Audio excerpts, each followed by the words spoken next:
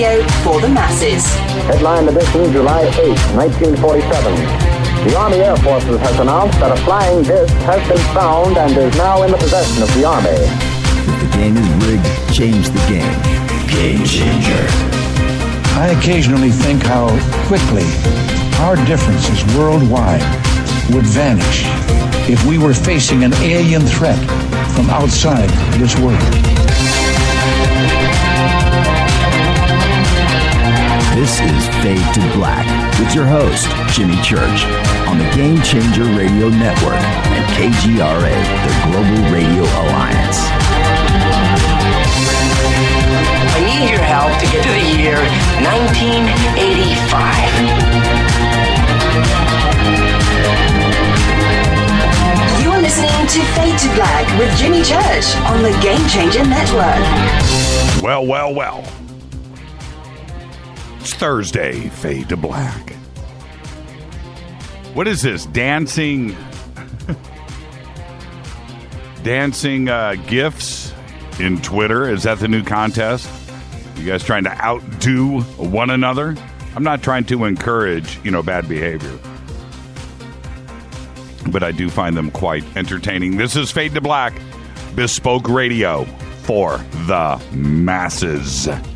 Today's Thursday, April 14th. 104 days into the new year, 260 days left. We are live from a bunker somewhere in downtown Burbank, California. One day we'll do an Easter egg hunt. We'll give you guys some clues. We'll see who can find us. You won't.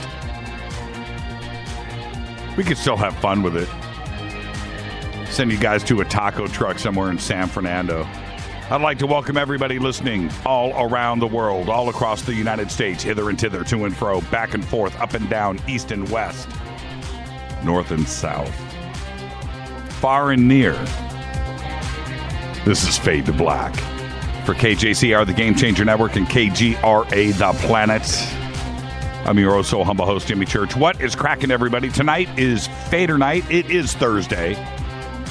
Open lines all night long. Got a whole pile of news, too, that you know nothing about. The call-in number is 323-825-5045. At the bottom of the hour, it's Jon Rappoport in the No More Fake Newsroom. I know that Rita had a little chat with him right before the show, and I got to tell you, we're going to leave it all to be a big surprise tonight. That's what we're going to do with Jon. That's it. That's what we're going to do. All right. Going to be a surprise. He's got some breaking stuff that he was working on. And there you go. You can email throughout the show tonight, Jimmy@jimmychurchradio.com. You can also follow us on Twitter at JChurchRadio.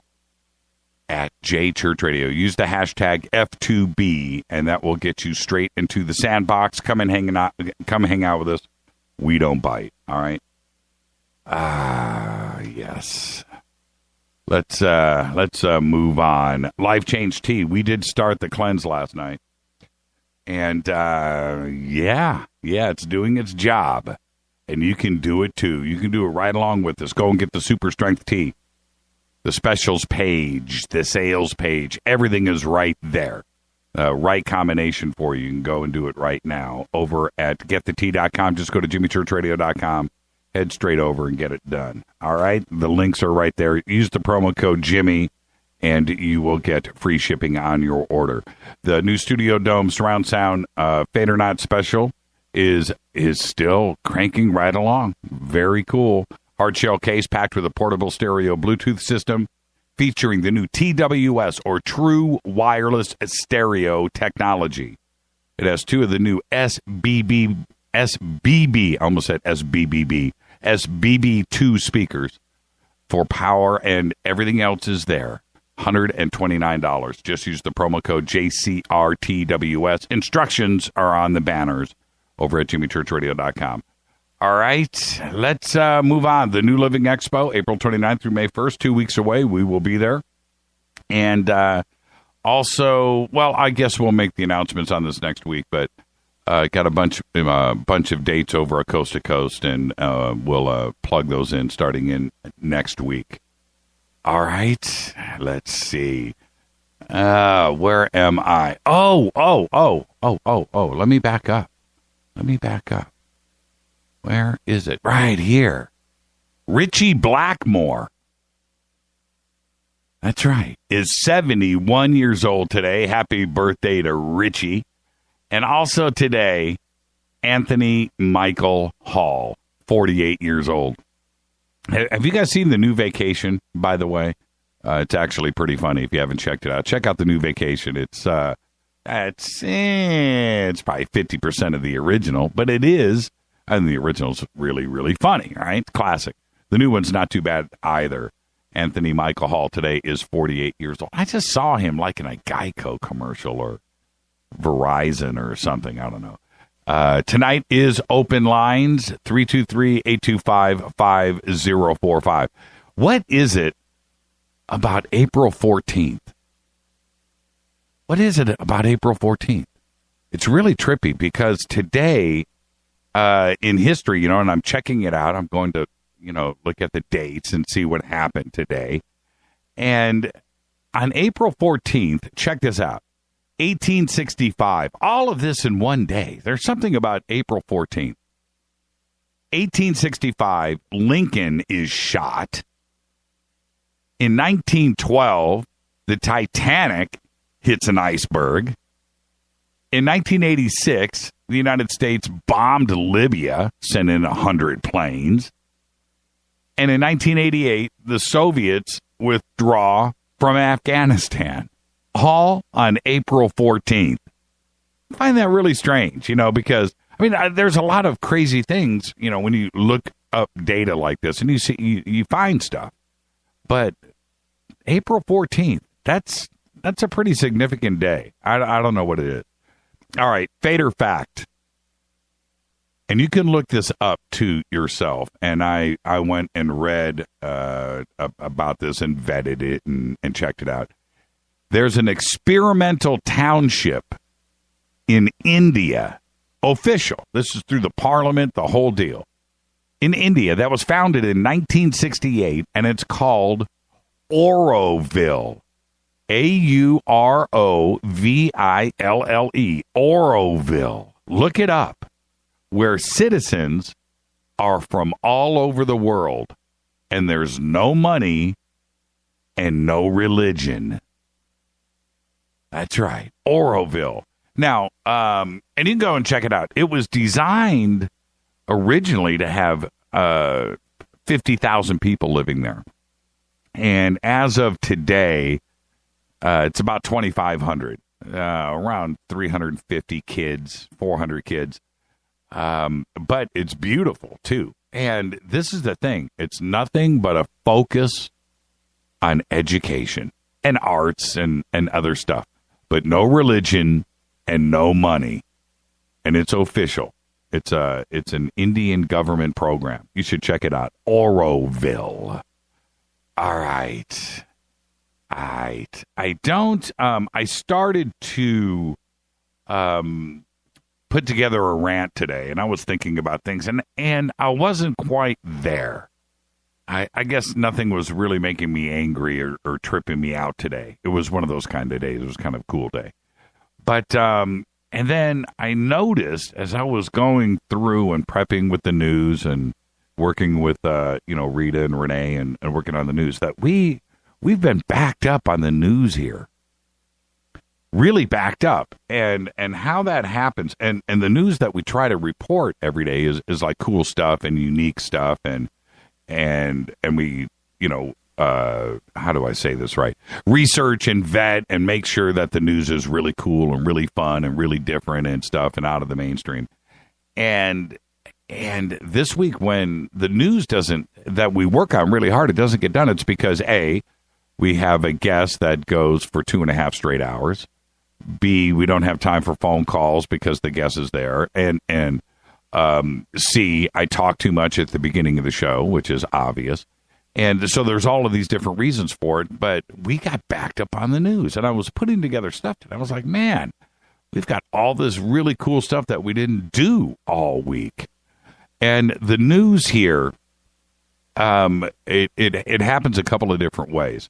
And I know that sometimes at the end of the show, I really want to get this news to you because it's also fun reading. You go and you write it down, you go check it out and go and research and read about cool stuff that you wouldn't have maybe found unless you heard it on this show. And that's why at the end of the show, when I rap with a guest, I go back and I want to get that news to you. So sometimes it's backwards. I do it at the end of the show instead of at the beginning. And then at the beginning of the show, sometimes I only get to one or two pieces. But it's all important stuff, and I think it's really, really cool. So I'll always try to get it in. And here we are on Thursday, and I just realized we didn't really do news all week long. But it's important to me, and we work really, really hard at it. So with that, check this out, and then I'll open up the phone lines. Oh, I got to get to Jon Rappoport at the bottom of the hour. But check this out. This is a cool one. And also I can blame it on Dennis and the Canadian kicking horse coffee. Check this out. Today, it was released that Leonardo da Vinci has 35 living relatives in Tuscany, in Italy. 2 Italian researchers announced their reports today. Historian Agnese Sabato and art historian Alessandro Vezzosi. They were both in Godfather Part 1 and Part 2. They didn't make it to Part 3. Director of the Museo Ideale in the Tuscan town of Vinci said that they tracked down, one by one, the direct living descendants from Leonardo's father, Florentine legal notary Sir Piero da Vinci. Now, this is what's crazy about da Vinci himself.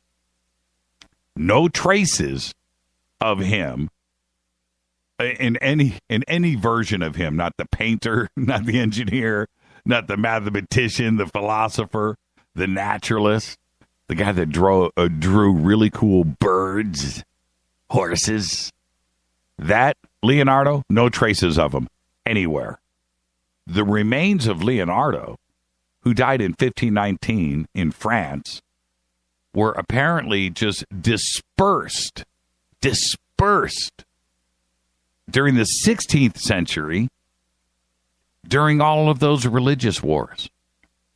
They spread him out. So there's no way to get Leonardo's DNA. So they had to go back to Leonardo's father. Now, Italian director and producer Franco Zeffirelli was named as one of Leonardo da Vinci's living relatives. How cool is that? If you go to our Facebook page over at on Facebook, it's Jimmy Church Radio. If you go to our Facebook page, we posted an article about it. But there is a picture there of Franco side by side with the only known self-portrait or portrait of Leonardo side by side. Go and check it out. It's really cool. And if one of you lovely FADERNIGHTs go over there, post it in Twitter because it's a really incredible picture. It just makes you wonder. It really, really does. Now, earlier this week, and this is what I was going to rant on, actually, today. A Pennsylvania judge was sentenced to 28 years in prison in connection to a bribery scandal that completely tipped upside down the state's juvenile justice system. Former Luzerne County Judge Mark Ciavarella Jr. was convicted of taking $1 million in bribes from developers of juvenile detention centers. Now, the judge then presided over cases that would send juveniles back to those same centers. The case had become known as Kids for Cash. a Pennsylvania Supreme Court tossed out about 4,000 convictions issued by him between 2003 and 2008. 4,000 kids, saying that he violated the constitutional rights of the juveniles, including the right to legal counsel and the right to intelligently enter a plea. Now, Sia Varela, he's 61, was tried and convicted of racketeering charges earlier this year. 28 years in prison, and I hope that they are the hardest years ever. There was, I don't know if you guys watch Billions, but we do. And there was a scene, and there was an episode that went on for a couple of weeks with, what was that guy's name? Anthony from St. Elsewhere, or one of the, he was in, he was in Fast Times at Ridgemont High. I can't think of his name right now. But anyway, he played the judge in Billions. And it was about this. Well, yeah, it was the exact same scenario, except for in Billions, I don't think it was with juveniles. But it was the exact same thing. And it's kind of funny how television sometimes can reflect reality, or if they pull the idea from this case with a Sierra Vella.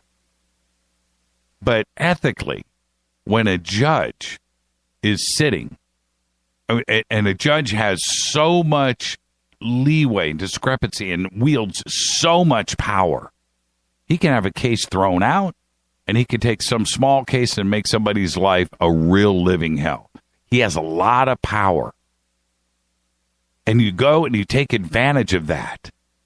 And in this case with kids, and that's what they've uncovered so far, 4,000 convictions between 2003 and 2008. There was all kinds of crazy reports of him sending, everything from just misdemeanor, stealing of candy or whatever. I'm not saying it was all like that, but some of these kids were completely innocent.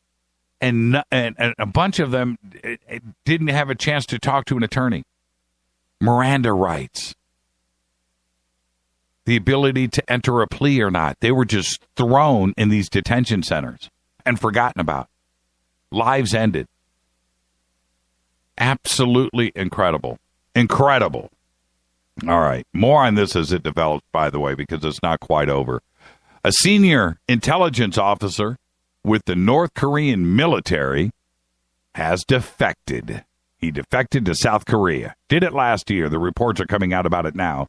The defector was a senior colonel with the North Korean Reconnaissance General Bureau, which is in charge of espionage. All of the operations against South Korea and the rest of the world. The senior colonel was the highest level North Korean military official known to have ever defected. Now, going back to the Sony hack at Sony Pictures, right? And the interview, the movie, and all of that. This is the guy that directed that and that hack. He's been singing like a bird.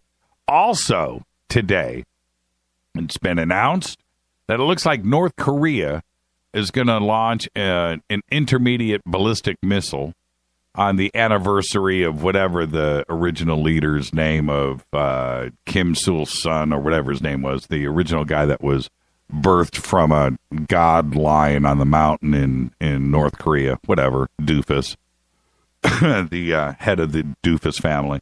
And so they celebrated, his birthday every single year. And now it looks like, I think it's in 4 days, that they're going to go and launch this ballistic missile. It's going down. North Korea needs to be wrapped in. What I don't understand about North Korea, that it's, they're the one country in the world that is absolutely allowed to do whatever they want to do.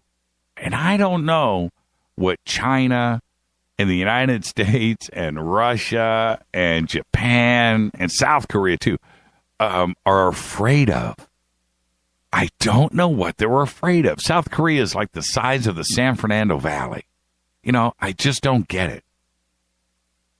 country with no resources, no money, nothing to offer the rest of the world but anguish. But yet they're allowed to do whatever they want to do. I would think that we would just sit off with a bank of Patriot missiles. This is me. And every time they launch a missile, just tag it out of the air. Pew. Tag it. Pew. Little laser. Pew. Take it out of the air. Pew. Done. Pew. That's what I would do. And they don't do it. They just let them to continue and develop this technology that they say, is eventually going to reach the United States and reach Guam and reach Hawaii, reach the rest of the world, reach everybody, and allow them to keep doing. I don't get it. Shoot it out of the air. Pew. Right? I don't get it. The number of wild tigers, across the globe, has increased for the first time in 100 years, in a century. Data compiled by the WWF, not that WWF, and the Global Tiger Pharm show that the global population of wild tigers has risen to an estimated 3,890 from an all-time low of 3,200 back in 2010. Added almost 700. Very, very great news. This is the first time that the count of these cats has gone up in over 100 years. That's right, since 1900. Back in 1900, there were 100,000 wild tigers. And the numbers have depleted ever since to an all-time low of 3,200 back in 2010. Shameful, but good news.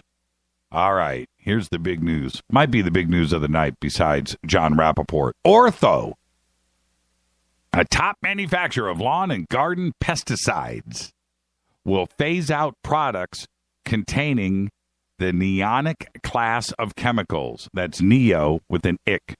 Neonic. The use of which has been linked to the massive decline in honeybee population. Neonics were developed, by the way, back in the 1990s to boost yields of staple crops like corn and soybeans and stuff like that. But they are also widely used on annual and perennial plants in lawns and gardens. The neonics are causing some kind of biological reaction in bees that has been blamed for, and the disease is called colony collapse disorder, CCD. The disease killing off honeybees and threatening pollination of the world's crops. Trust me, no bees, no humans. Think about that. A marine robot, we've posted this too, by the way. A marine robot deployed in the waters of Scotland's Loch Ness has found the remains of a monster. But yeah, it turned out to be a prop from a movie that was shot back in 1970. The robot, belonging to Norwegian offshore oil company Kongsberg Maritime, is drawing up the first high-resolution map of the 230-meter, that's 755 feet deep lake in a project named Operation Ground Truth. Now, I don't know if you've seen the pictures, but the blurry object with an obvious long neck was a 30-foot-long model of the monster, of Loch Ness, of Nessie, that was made for the film The Private Life of Sherlock Holmes, directed by the one and only Billy Wilder. And then this is what happened. See, that's what, and when you see, it's tipped on its side, it's lying down on the bottom of the water.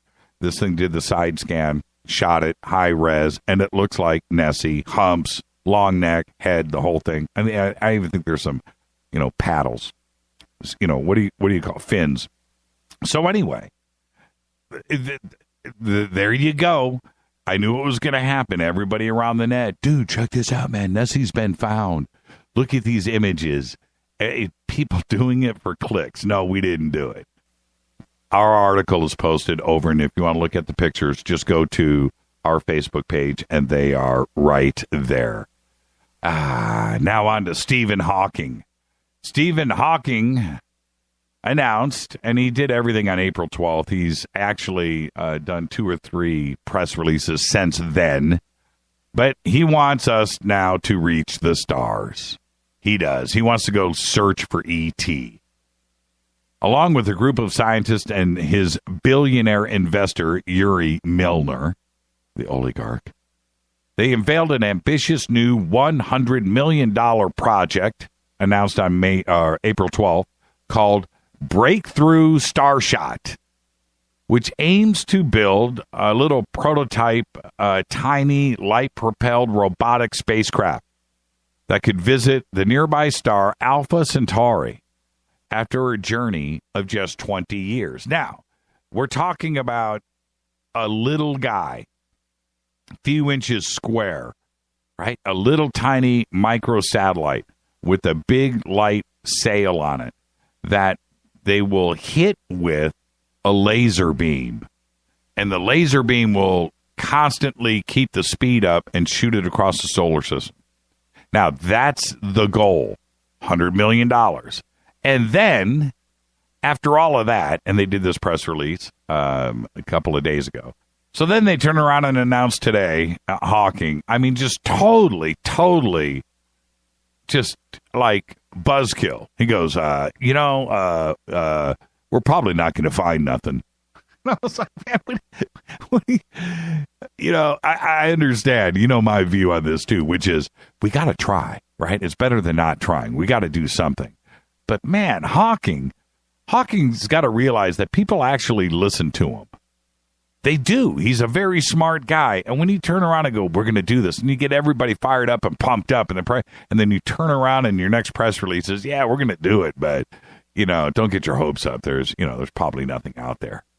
Really a bummer of a press release. Well, all right, I'm going to save this for a little bit later. I'm going to save that for later.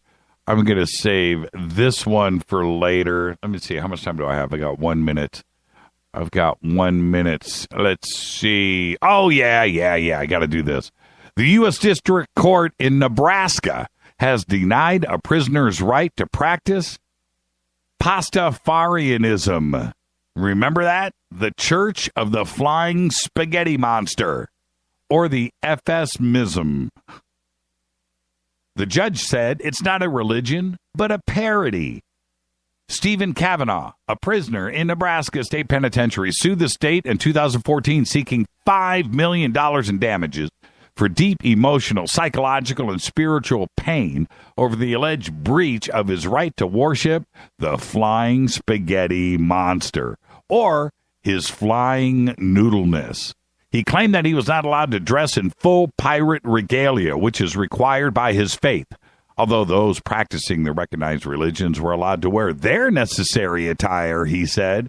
He also said prison officials were stopping him for holding religious services of his deity. There you go. This is Fade to Black. It's Thursday night. It's Fader Nights. That's right. When I come back after this short break, we'll be joined by Jon Rappoport and the No More Fake Newsroom. I'm your host, Jimmy Church. It's Fader Night. I'll be right back.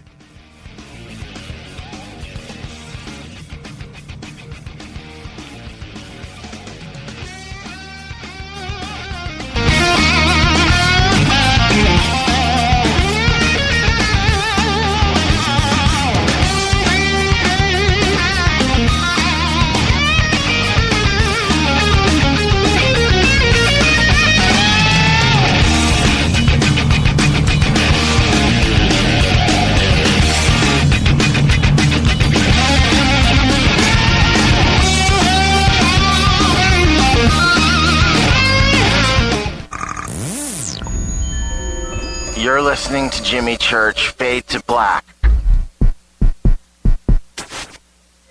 Fade to Black will now pause for alien identification. The station that talks the net. KGRA Radio. What's up, revolutionaries? It's me, Jimmy Church. Do you have an IRS or state tax issue? Well, I did, and I called national tax experts. My problems were fixed, done, fini, and man, I gotta tell you, it was a relief. National Tax Experts are a recognized tax office that services clients in all 50 states. Doesn't matter where you live. Give them a call. I'm telling you, they take the time to understand each and every client's individual financial status as well as their financial goals. And that's exactly what you need, my brother, when you're taking on the evil 3-letter. So, seriously, give them a call today at 1-877-909-5444. Again, 1-877-909-5444. Or go check out their website, www.nattaxexperts.com. That's NATTAXEXPERTS.com. Tell them Jimmy sent you. Poor water quality is a major health issue, and it's only getting worse. Municipalities can't keep up. Standards have dropped, and pollutants are increasing. Where does it all end? It ends by keeping the pollutants outside of your home with HydroCare's advanced systems available at Wave Home Solutions. No less than the best purification materials and processes have been developed by HydroCare to provide you with healthy, clean water for drinking, cooking, and showering. HydroCare far surpasses the competition in removing chlorine, odors, iron, lead, chemicals, limescale, and much more. Don't settle for less when it comes to your water. We'll take care of the toughest water problems for you, whether it's from a city or well source. Satisfaction guaranteed. For more information, call 888-997-WAVE. That's 888-997-WAVE. Or go to bestwater123.com. That's bestwater123.com. Wave Home Solutions for a healthy, comfortable home. 9 out of 10 geneticists agree. Fade to Black is not your father's radio show on the Game Changer Radio Network and KGRA, The Planet. Hi, this is Chase Klutsky with Fate Magazine Radio, and you're listening to Jimmy Church and Fade to Black on the Game Changer Network and the KGRA digital broadcast station where the Fadernauts rock. Hi, this is Rob Reiner from Anvil, and you're listening to JimmyChurchRadio.com. What's up? I'm Chris. What up? This is Kyle Massey, and you're listening to Jimmy Church Radio.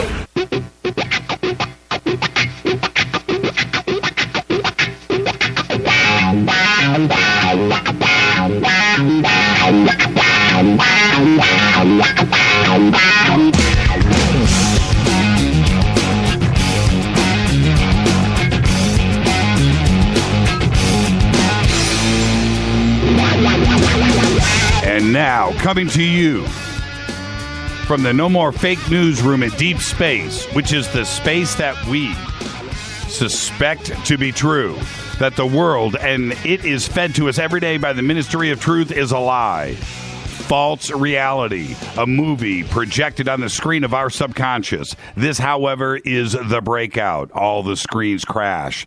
They all go down, and we see the light of day, a new day. No more robots. No more androids. It's the No More Fake Newsroom with Jon Rappoport. Take it away, John. Thanks, Jimmy.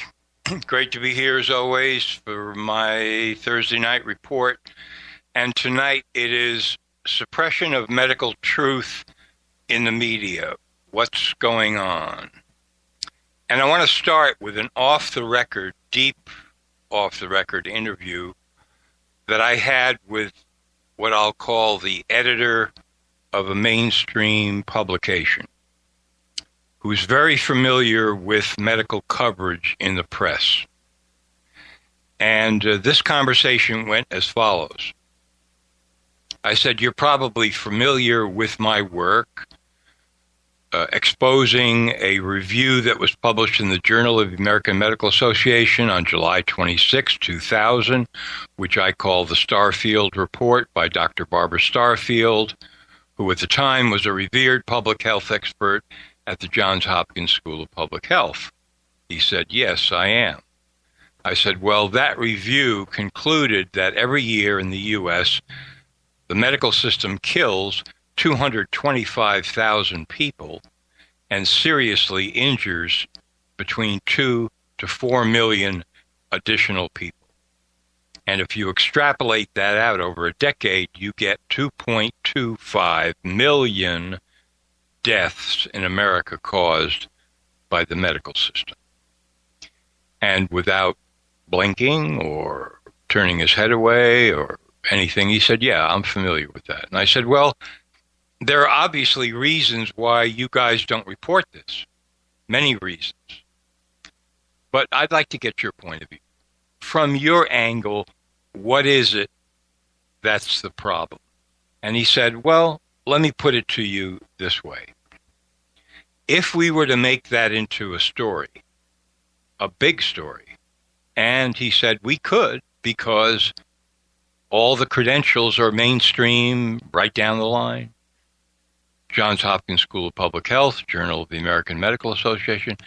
He said if we made this into a big story, which means we would be covering it on a regular basis, investigating it, interviewing more and more people, and I said, and people would come out of the closet and start confessing.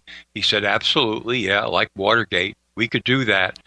But then, you see, if we did that, forever after, any time that a so-called medical expert went on television or was quoted in the press saying that a vaccine was safe or a medical drug was safe, his credibility would be absolutely zero. Absolutely zero with the public, with the press, with everybody. And we can't have that. We just can't have that. We can't have that at all. And I said, well, for example, I think what you're saying is this. I'm a medical expert, and the system that I represent kills 2.25 million people a decade in America, and I'm here to tell you that so-and-so vaccine is very safe and you can trust it. He said, yeah. He said, that's exactly what I mean. How far do you think that would fly? So that is the mainstream media view of why they cannot report the real damaging truth about the medical system, about the medical complex, about the medical cartel, as I call it. They can't, because all credibility for all medical experts on all subjects would fade to black, baby, fade to black. And in light of that, I want to read a statement that I've alluded to before here, but I have the actual quote. This is from Dr. Marcia Angel, who was the editor of the New England Journal of Medicine, which is perhaps the most prestigious medical journal in the world, for 20 years. And in 2009, she wrote in the New York Review of Books, and I quote, "It is simply no longer possible to believe in much of the clinical research that is published or to rely on the judgment of trusted physicians or authoritative medical guidelines. I take no pleasure in this conclusion, which I reached slowly and reluctantly over my 2 decades as an editor of the New England Journal of Medicine." Bang, boom, pow. There it is in a nutshell. Now, the mainstream daily press could have picked up on that quote and used that as a starting point for a massive investigation. Interview her, interview other editors of medical journals, find out the specifics, get people to show up out of the woodwork and confess to their sins. But of course, no. Can't do that. Can't do that. Can't do that at all. Impossible to do that. This is so big, folks, that it is bigger than big.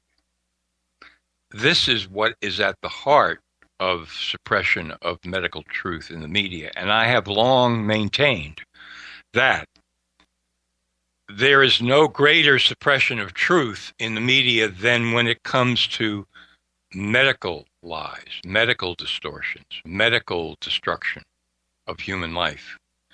Why? Because all of the PR and all of the propaganda from the medical cartel is aimed at assuring the public we care, we are only interested in the best for you, we are the altruistic people of this earth who are bringing you the latest technology in order to help you and cure you and so forth and so on. We are the healers. When obviously that position is just shot full of holes, gigantically. So let's move to number 2 here, VAXXED, which I've covered before, the explosive documentary film that details a CDC longtime respected researcher, William Thompson, who confessed that he and his colleagues at the CDC lied and cheated and committed gross fraud in a study having to do with the MMR vaccine, measles, mumps, rubella, and autism. They claimed in the study there was no connection between the vaccine and autism, and Thompson is confessing and admitting that that was all a lie, that they omitted data in order to give that conclusion, that in fact there was a connection and is a connection between the vaccine and autism. In fact, there was a room in the CDC, he states, where the researchers got together and hauled in a big garbage can and dumped vital sheets of data into it, hiding them, concealing them, so that they could come to a lying, false conclusion about the vaccine. This is the subject of VAXXED, and as you know, it was shut down and censored and canceled at the Tribeca Film Festival in New York. It was also shut down at the World Fest Film Festival in Houston and canceled. Jimmy and I discussed this last week, and he very astutely pointed out that this now became a legal problem, a constitutional problem. The government, the city government of Houston, was nailed. The mayor's office, Sylvester Turner, admitted that they put pressure on the film festival in Houston to shut down the film by basically stating, look, we fund part of this film festival and we're going to withdraw the money unless you cancel the film. That's a threat against free speech done with taxpayer money by a government. That is illegal, unconstitutional. Okay. That film is now exploding across the country. It's showing at another theater in New York, the Angelica, to packed houses. The 1 week run was extended to 2. It's sold out at the Ocala Film Festival in Florida. It's coming to Los Angeles tomorrow, Friday, the 15th, at the Laemmle Theaters in Santa Monica and Pasadena. Some shows are already sold out there. It's spreading like wildfire because the people don't want this kind of censorship. And lo and behold, on the Today Show, the NBC morning national show, Robert De Niro, the actor who is the co-founder of the Tribeca Film Festival, who canceled the film, now supports the film. But you have to see the interview, which is linked on No More Fake News, because he's come out of the trance. He has awakened, really awakened. And there he was sitting there saying, this is an important film.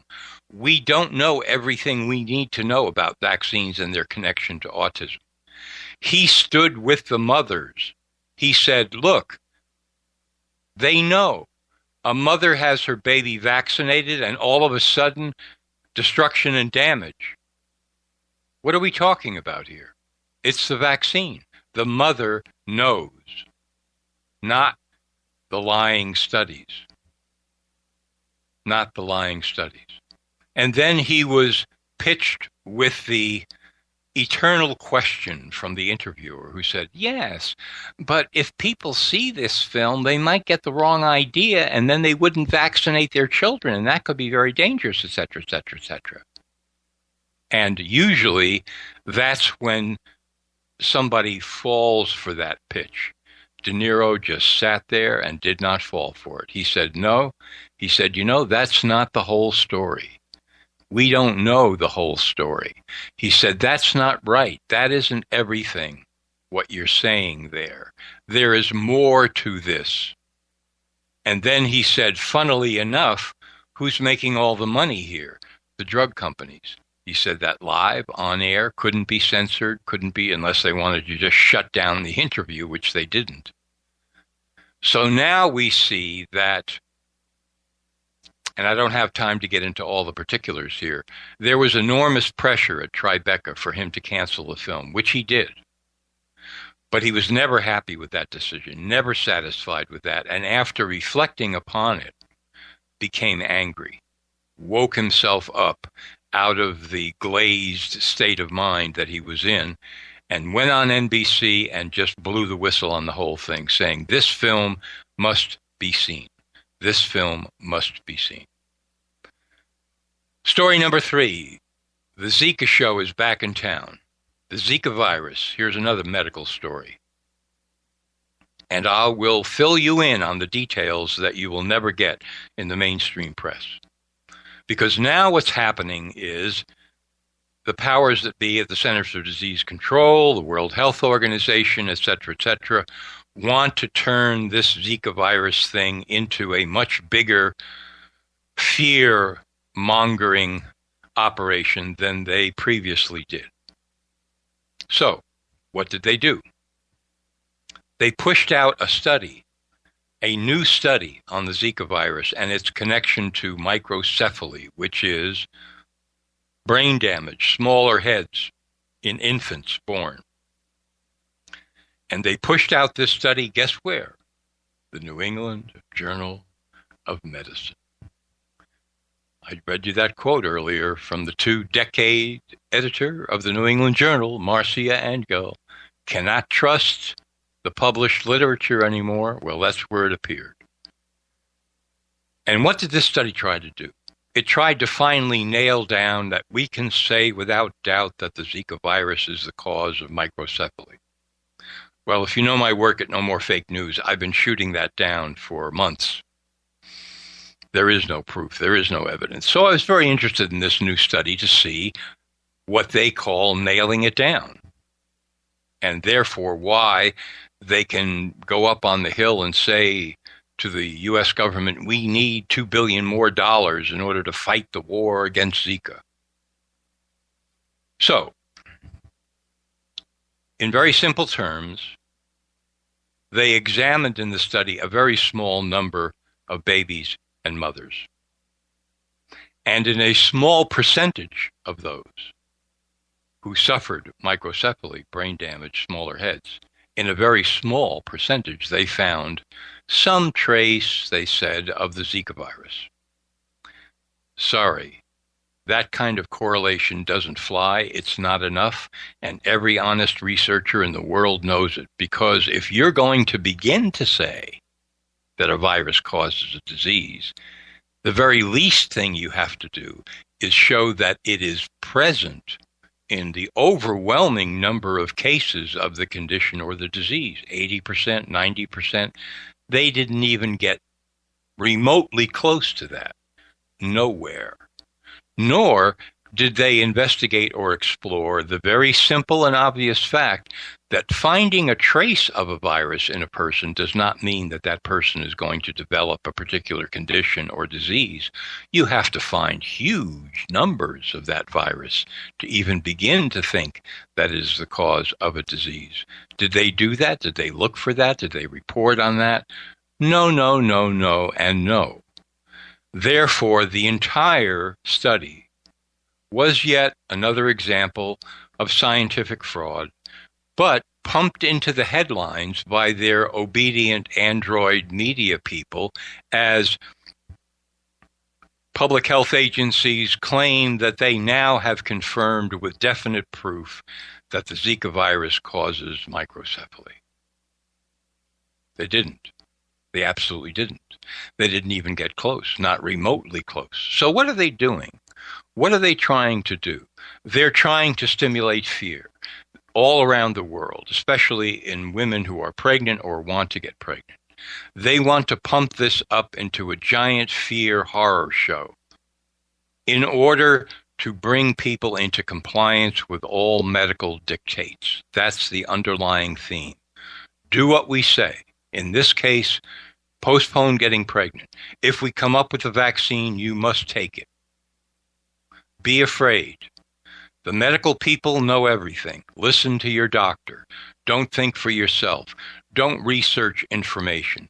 Don't listen to people who have a contrary view. This is too serious for any contrary view.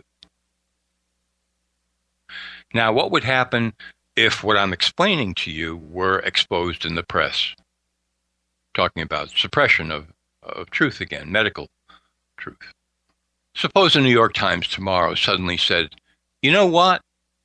This new study that claimed to prove a definite causal link between the Zika virus and microcephaly, it's a sham, it's a scam, it doesn't even get close. And we can find 16 experts, because we looked and probed, who will tell you that. What are these people doing? What are they trying to do here? Why are they instilling all this fear? And why don't they look for other causes? For example, as I pointed out, in Brazil, which is supposedly the epicenter of all of this microcephaly, that country is the largest user of pesticides in the world, poisonous pesticides, some of which are banned in 20 other countries because they are simply too poisonous, way too poisonous, but they're being used in Brazil. And there are other causes in Brazil that I could detail. But the gist of it is, once again, phony medical truth, suppression of the real truth, never to be admitted in the mainstream press. Because, as this editor told me, if we started to reveal these real blockbuster stories, the deep truth about the deep medical lies, no one could ever go on television again or give a quote to a mainstream reporter again about the safety, the assured safety of a medical drug or a vaccine. Never again would these people be believed. The entire show, like a bad production on Broadway, would close down. The reviews would be horrible. You would now be seeing the crumbling and the cracking and the fading of the arrogance of these medical bureaucrats and experts and doctors who go on TV with their great ability to act and assure one and all that this is true and that's true and this is true and that's true, and don't listen to those people. They're crazy. They don't know what they're talking about. The worm is turning, my friends. The worm is turning. The truth is coming out. This little example that started off as a little film that was censored at a film festival, not in a big theater chain, but just a film festival in New York, suddenly erupted into a massive story that the press didn't even want to cover, but they couldn't help it. They couldn't help it because Robert De Niro was at the center of it, but more than that, they couldn't help it because people did not want to be told what they could see or couldn't see. The wave of outrage at this in a country that is supposedly founded on the idea of free speech, as well as the idea of the press guarding against fraud and lies and corruption in government. This is now all coming to light because you will not find a single mainstream, real big mainstream press outlet that will even consider what this film is showing, that there is a whistleblower at the CDC, the Centers for Disease Control, who participated in gross scientific fraud. The mainstream news will not even examine that revelation in any form whatsoever because the consequences are too horrific.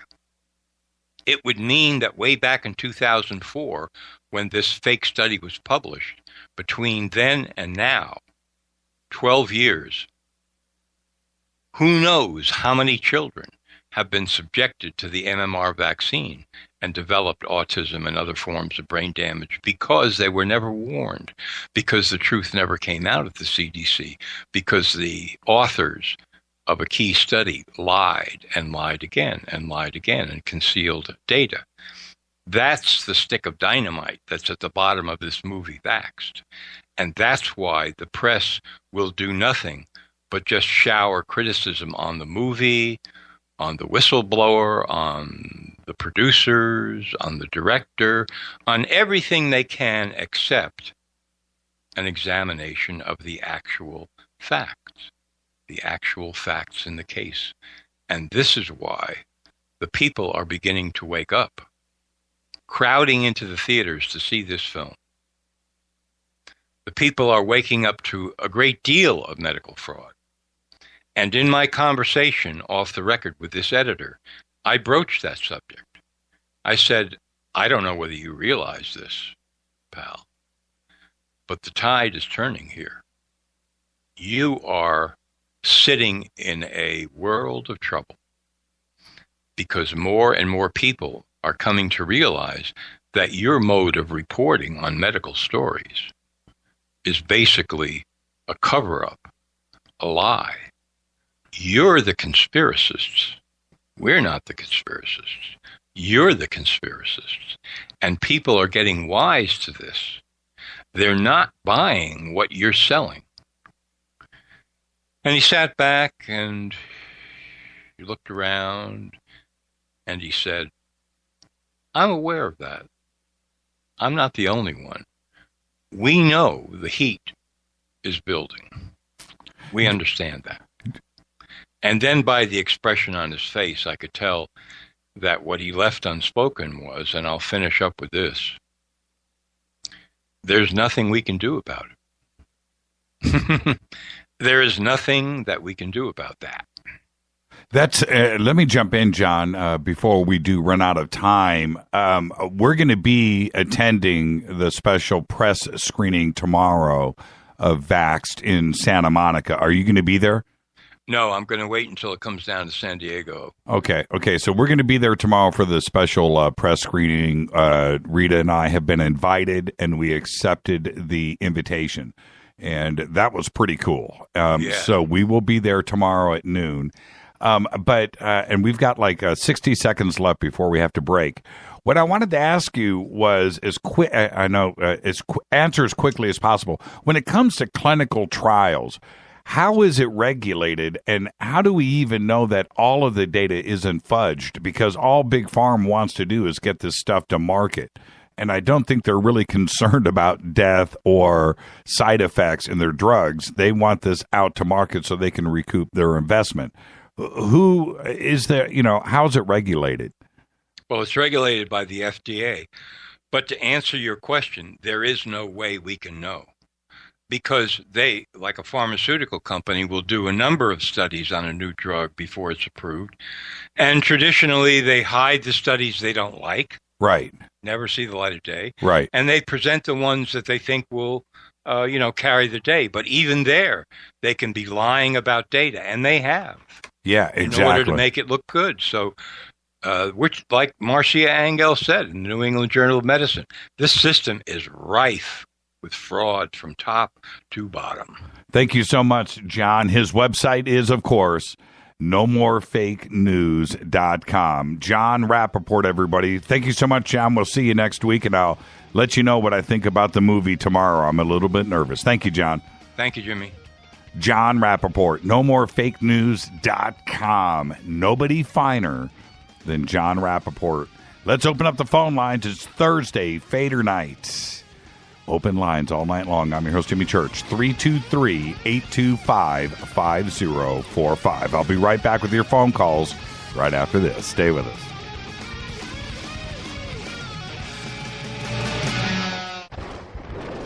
This is Fade to Black with Jimmy Church on the Game Changer Radio Network and KGRA, the Global Radio Alliance. The station that talks the net. KGRA Radio. Hello, I'm Katie, and you're listening to my main man, Jimmy Church, on jimmychurchradio.com. Hi, this is Ray Hobbs here, repping the planet, and you're listening to my good friend, Jimmy Church, Fade to Black, on the Game Changer Network and the KGRA digital broadcast station. Hey folks, Life Change Tea here, reminding you that colds and flus suck. Feeling lousy sucks, and allergies really can be annoying. What if you could change that? What if you could drink something that changed the sick and tired scenario? Well, you can change how you feel with a little help from Life Change Tea. Life Change Tea is a drink you make, you control, and you drink. There are 8 organic herbs that blend together and give you what you need to fight the flus and colds of this world. Less sickness is more relief. Life Change Tea can help with high blood pressure, constipation, high cholesterol, and much, much more just by drinking the tea. Read the numerous testimonies at getthetea.com. If you're tired of feeling lousy, order right now at getthetea.com. That's getthetea.com. Or you can call us at 928-308-0408. That's 928-308-0408. If you've heard this commercial more than once and someone's trying to tell you something, it's time to get well. GetTheTea.com. Imagine no longer being tied down to your computer, but having the freedom to take live talk radio with you anywhere you go. TalkStream Live introduces our first ever iPhone application. The talk shows you follow now follow you, and your iPhone is now the fastest and easiest way to stay connected to the best talk radio on the internet. Let TalkStream Live transform the way you listen to radio. Listen to live talk shows 24 hours a day, 7 days a week. Mobile talk radio from TalkStream Live. Now available in the iTunes App Store. This is Toby Kebbell. You're listening to JimmyChurchRadio.com. Don't hurt me, Jimmy. I'm only little. Hey, I'm Adrian Grenier. And this is Ari Gold. We're the Honey Brothers. We are of the Honey Brothers. Hey, I'm Adrian Grenier. And I'm Ari Gold. We're the Honey Brothers. And you're listening to Jimmy Church. The Revolution. What's up, Fadernauts? Studio Dome loves Fade to Black and the F2B audience so much that they have put together the ultimate stereo Bluetooth system. They've done it just for you. Man, check this out. The Studio Dome SBB2 stereo system is here. It's featuring 2 Studio Boombox 2 SBB2 wireless Bluetooth speakers, packed in its own custom hardshell case. This Studio Dome system features the very latest in stereo Bluetooth technology. The 2 full-range boomboxes are in true wireless stereo. You've got to hear this. It's amazing. It's just $129, and use the promo code JCRTWS, and you'll also get free shipping. It's simple. Just go to JimmyChurchRadio.com, click on the Studio Dome banner. Go Beckley Tepe. This is Micah Hanks of the Gralien Report, and you're listening to Jimmy Church on Fade to Black, across the globe on the Game Changer Radio Network and the one and only KGRA Radio, The Planet.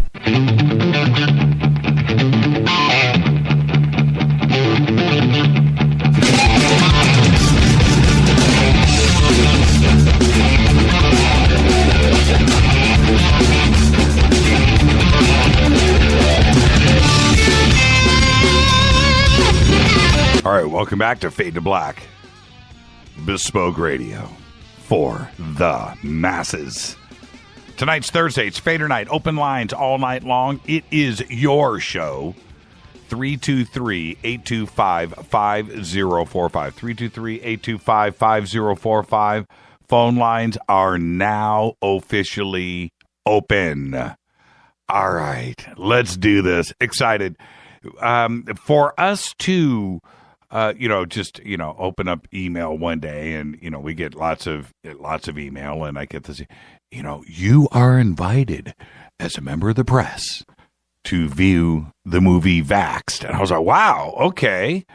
And an official invitation. So we are going to go tomorrow. And like I just said to John, I'm a little nervous. I'm a little scared. There's a movie like this, this is big. I mean, this is health related, and this is us, and we've all been vaccinated, at one point in our lives. And to go and see this, Big Pharm scares the crap out of me. I was listening to somebody the other day that was repeating my feelings, which is there is no doubt that there are advances in medicine that are amazing. Certainly, there's the antibiotics and can you imagine, a couple of 100 years ago, toothache, you die, right? Whatever, some kind of scratch on your finger, you die. Open infection, die.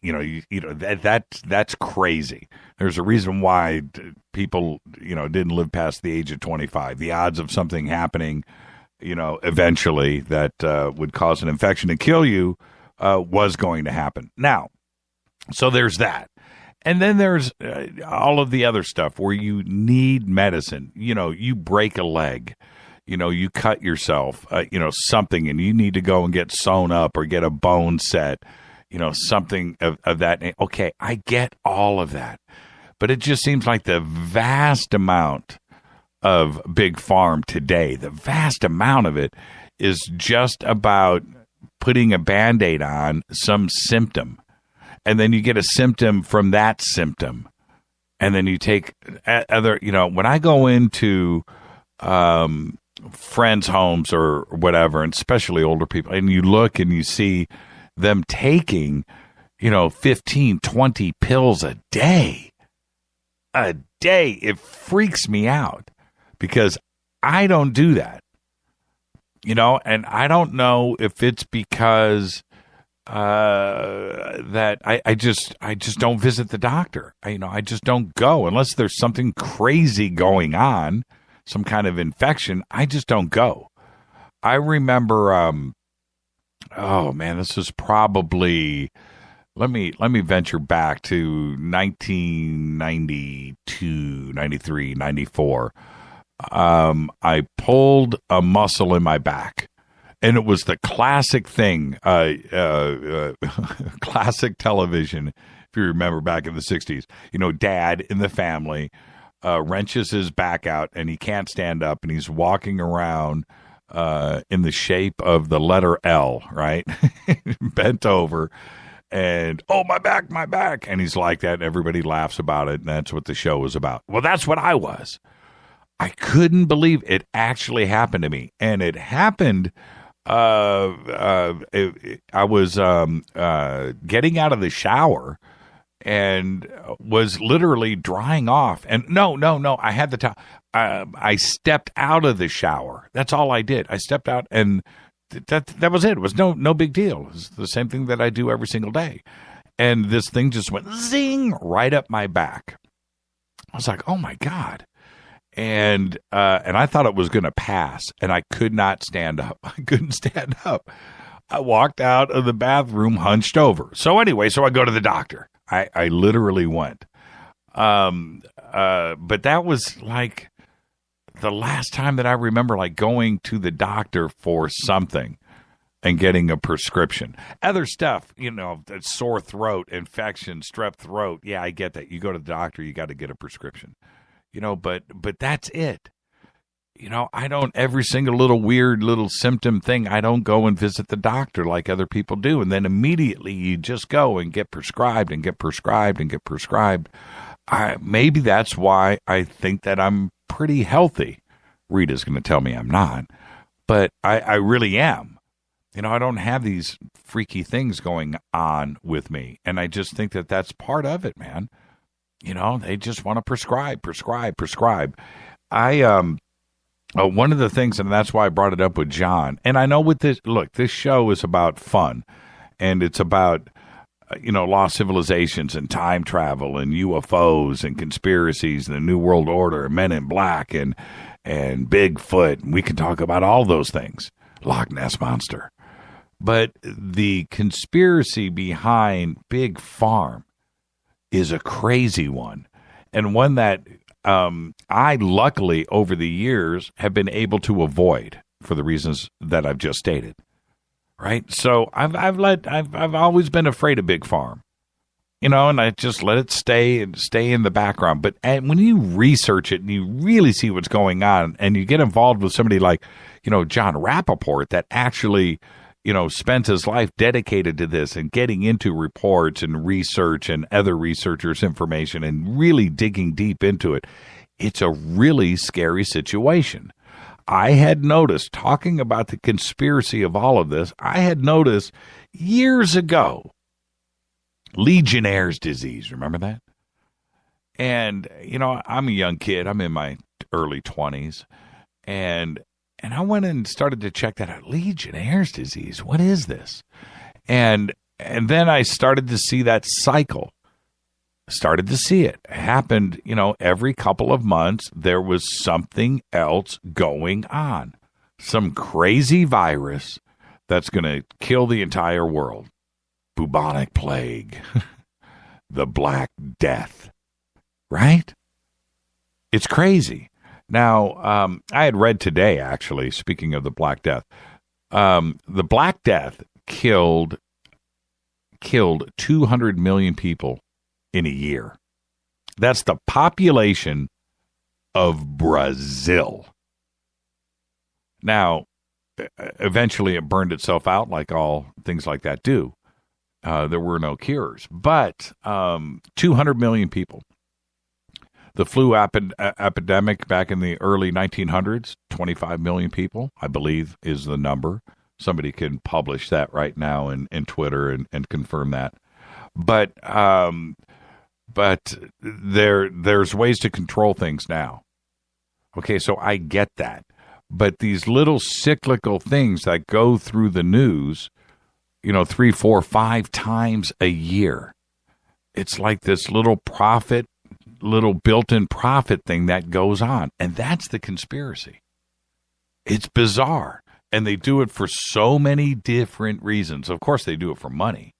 But they do it for, to control the masses. It's opium, literally, for the masses.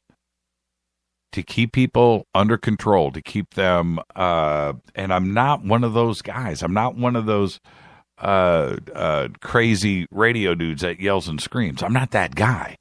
But what I do realize is it's a way to keep people focused or unfocused from the real things that are going on out there. And that's it. It's really weird. And you'll always, it seems, you can see the timing of this. It will always happen when there's something else going on. There's something crazy going on out there that has happened and that they need us not to notice. Right? And keep us off of it. And then the next thing you know, Ebola pops up. Zika pops up. Swine flu, bird flu, chicken flu, cow flu. It's crazy. What did somebody say last night? What was it? The upside down kangaroo fever. You know what I mean? It's kind of like that. And it's cyclical.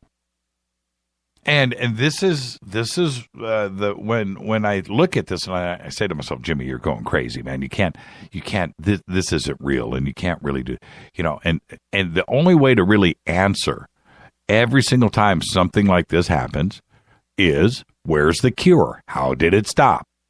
I thought the world was going to end last month with, pick the virus, pick it. Ebola. Ebola is a great example. They're flying Ebola patients into Dallas. It's over. Think about that. What happened? As far as I know, I didn't get an Ebola vaccine. Did you? Did anybody else in this country? Was there a vaccine created? I know people were working on it, right? What happened? What happened? What happened in Africa? What's going on? Did it just stop? I thought, this is what I thought, just like the swine flu and everything else, that it was a world-ending event, because that's what the media said. So what happened? That's the evidence. That's where I can go back and go, look, there you go. That's all I really need to know. I'm not out there looking for the negative side of it. I don't need to do that. I don't need to go and investigate Big Pharm. I don't need to do any of that. I only need to go based on that little snippet of time where we were told something and nothing happened. And then go back a month before that and you'll find the other event of another. And just go back in time, go back in time, go back in time. The list of these, it's huge. And nothing was ever cured. Nobody was ever vaccinated. There was no lines going around the country waiting to get a shot. None of that ever happened. So what did happen? Nothing. That's what's crazy for me. When it goes to things like this. Now, I'll give you another example that has nothing to do with Big Pharm. It has to do with the way that I look at things. I don't need to go to the negative. I don't need to go to some alternative website and something to look at the other side of a story to come up with the negative sides of the story. You only have to stay on the front side of the story. That's it. And that's how I do it. That's because if it goes somewhere, it'll go somewhere on its own. And you get all the news of it that you want. And I'll give you an example. I talked the last couple of days in my rant yesterday about those people that I was associated with this crazy electric device that was going to change the world. Well, and referred that back to, this guy, Quiche, whatever his name is, doesn't matter. And I got a bunch of email about it. Dude, you're reading. And I'm like, no, I'm not. I don't have to go and read negative stuff about him or anybody else. I don't have to. And neither do you. You don't have to do it. All you have to do is just sit and wait. That's all. That's all you got to do. Sit and wait. You don't have to read the negative stuff. You don't have to go there. When a guy like that said whatever it was 7 years ago, I'll never forget this. I was at LAX airport, and this guy comes up to me, and a friend, and we happen to meet there, and he goes, "Dude, check this out," and he shows me on his phone. "Have you heard about this guy, Keisha?" I said, "No," and he goes, "Dude, he's gonna show. He's got a flying car." He's got this anti-gravity flying plasma car that over the next 3 months, he's going to give and demonstrate these cars all around the world, every continent, all the major cities. Over the next 3 months, he's going to demonstrate these. And he's got them built and they're ready to go. I said, really? Give me that. And I'm reading the story. I was like, wow, that is really cool. Pretty deliberate article. I'm reading it. Over the next 3 months, we're going to do this, and this. And I'm putting all militaries on notice. I'm putting all governments on notice. I'm putting the United Nations on notice. Here it is. Here's the internet, that. I'm giving you the blueprints. I'm giving you the designs. It's free for everybody. Anybody, anywhere is going to have a flying car or whatever. It was something like that. It was 7 years ago. But that was supposed to happen over a 3-month period. So I take that information and I start to look around. I want to know. Obviously, it's going to be here in Los Angeles, right? They're going to do it here in L.A., I would think. L.A., New York, Paris, Moscow. These are his words, right? The major cities. And it's supposed to happen over 3 months. So I'm constantly looking. Mainstream media, alternative media, looking for these announcements. Where's it going to be? I want to be there. Where's it going to be?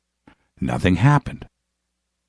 Nothing happened. That's all the evidence that I need to know. Now, here we are 7 years later, still no anti-gravity plasma-driven flying cars, right? And that's all I need to know. I don't need to go to the negative side of things. I don't need to go to the negative side of somebody like that. I don't need to have my opinion influenced. I'm basing my influence off of what he has said. That's all. What he has said. Not what somebody else has said. What he has said. So when it comes to Big Pharm and things like these virus scares that pop up every couple of months, like clockwork, you don't need to go behind it we have Jon Rappoport to do that. But you don't have anything to do. You don't have anything special to do, but just watch on the front side of it. Remember what I always say, take the story and flip it over 180 degrees. You don't have to go and do any research. You don't have to do that. Take the story, flip it over 180 degrees, stay on the front side of it. Don't freak yourself out. Don't go and go to a bunch of websites and read and twist your mind up and get, because a lot of that stuff is untrue too, as well. So if you stay on the front side of a story, like Zika, like Ebola, like Legionnaires, whatever it is, and that was when was Legionnaires? Somebody help me out. 1985, right?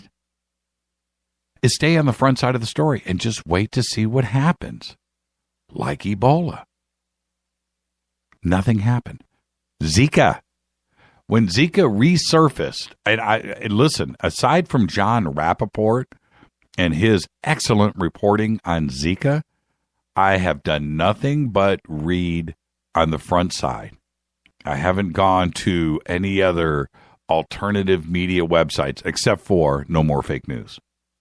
That's my point sources, Jon Rappoport. That's all I need to. I know he's honest, straightforward, doesn't play around, and there you go. And John's the kind of guy, the reason why I depend on him, John's the kind of guy he'll retract too as well. If something goes the other way and the facts turn around, that's honest reporting. And we've talked about that. So all I do is stay on the front side of the story. Flip it over 180 degrees, and you've got the truth. You don't need to go negative. All right. Boy, that was long-winded, but it's really the truth, and it's really where I'm coming from. 323-825-5045. I've ignored everybody, but sometimes I just need to talk. And I'll blame it on Dennis. Check this out. A pair of orange fireballs streaking across the dark horizon. A mysterious object crashed into Lake Winnipeg. A nighttime visit from a being with blonde hair and blue skin. These are among 1,267 reported UFO sightings across Canada in 2015. The second biggest year for unexplained alien activity in the past 30 years. The detailed Canadian UFO survey was released this past Monday by the Winnipeg-based group Ufology Research. It includes accounts where, when, and precisely what Canadians claim that they saw in the sky last year. I want to say that again. 1,267 reported sightings. The reports include dozens of unexplained lights, aircraft shaped like discs and diamonds, silently hovering UFOs, and a few close encounters of the third kind also. Now, in one case from Quebec, someone reported seeing 3 short humanoids with heads too big for their bodies and big black slanted eyes. Then they heard a high-pitched hum and woke up the next morning. The data was collected from 17 sources across the country, including, check this out, Transport Canada, the Canada National Defense, and the National UFO Reporting Center. Now, not since 2012. 2012 was the biggest year for Canada, as it was for everybody else around the world. And I think when we talk about 2012, for me, the reason why that was such a spike, I don't think that we were being visited any more than any other year. I just think that people were looking to the skies. There was so much press and so much stuff out there about 2012 and the Mayan calendar and the end of days and December 21st and 22nd. And it just caused people to look to the skies. So they were seeing more stuff, and reporting more of it.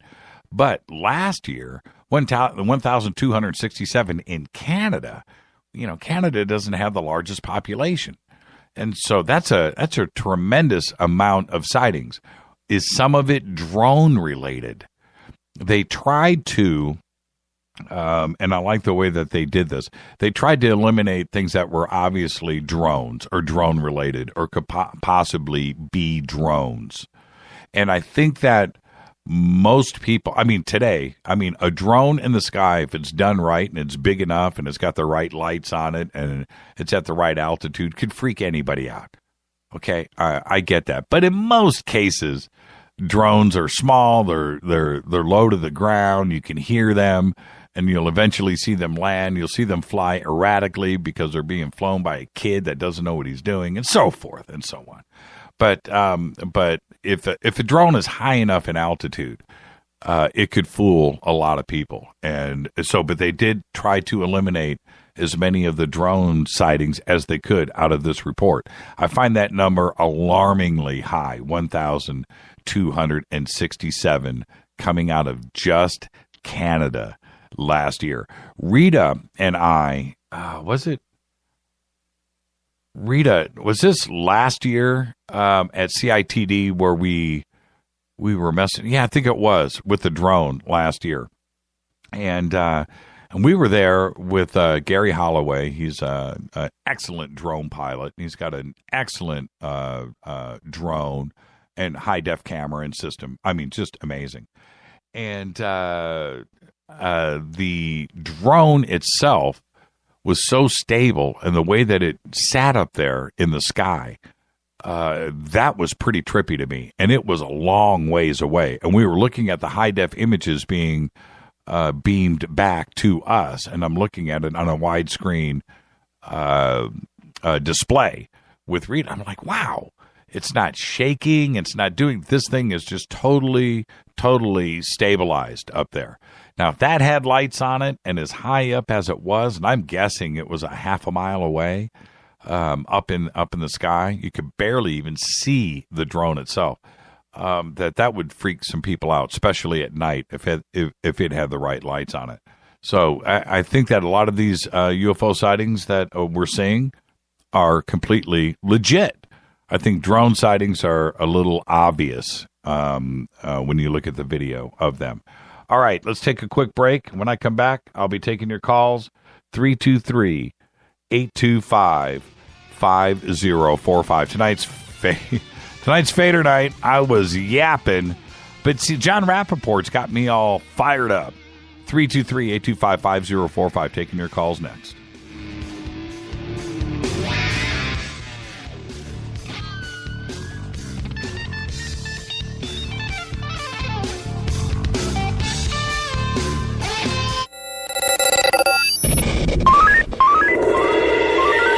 Way out here, we listen to Jimmy Church. You're listening to Fade to Black. Always on the edge of the hottest alternative talk. Jimmy Church with Fade to Black. KGRARadio.com. ¿Qué tal, mis amigos? Yo soy Mario Carson, el tiburón, y los invito para que escuchen a mi buen amigo Jimmy Church Radio. ¡Claro que sí! Not being able to fall asleep is so frustrating. The tossing, the turning, the adjustment of pillows and blankets. Ugh! Eventually you just decide to get up and start your day really early. It doesn't have to be this way though. Power Sleep is an all-natural non-prescription formula that will help you sleep like a baby. It contains neurotransmitter nutrients that promote the production of serotonin, which is responsible for feelings of well-being. Power Sleep is easy to digest and absorb and is made in a base of active probiotics. Don't miss another night of sleep. Order your Power Sleep at energywave.com or call 800-TURTLE-5. Add Power Vites to your cart while you're browsing. Perfect for Monday mornings. They're a complete multivitamin and mineral formula that will give you the energy you need to get through your day. Nourish your immune system and feel great. Get all the info and place your order at energywave.com. Enter code word SLEEP to get free shipping. These statements have not been evaluated by the Food and Drug Administration. This product is not intended to diagnose, treat, cure, or prevent any disease. Did you ever turn to your radio for your favorite talk show to find that it's been preempted for this? In the air to deep right center. Back goes Lewis to the wall, and it's out of here! Or this? And I'm ashamed of you, Hillary, for voting for it. Do you have a favorite talk radio program that's not available in your city? Just go to TalkStreamLive.com for links to the best streaming talk radio shows. At TalkStream Live, you will find live talk shows 24 hours a day, 7 days a week. All your favorites are here. With such a large selection, you will also discover some new favorites. On the go and still want to listen? With the mobile smartphone, simply type TalkStream Live on your internet browser. Now you can take internet radio with you. You will also find hundreds of music, news, and sports streams. Best of all, the TalkStream Live directory is free and there's never a login required. Remember TalkStreamLive.com, the fastest route between you and your favorite talk radio show. You are listening to Fade to Black with Jimmy Church on the Game Changer Network. Oi, oi, I'm Reese Evans. You're listening to Jimmy Church. This is Revolution. The revolution will not be televised. The revolution is on radio. Ciao.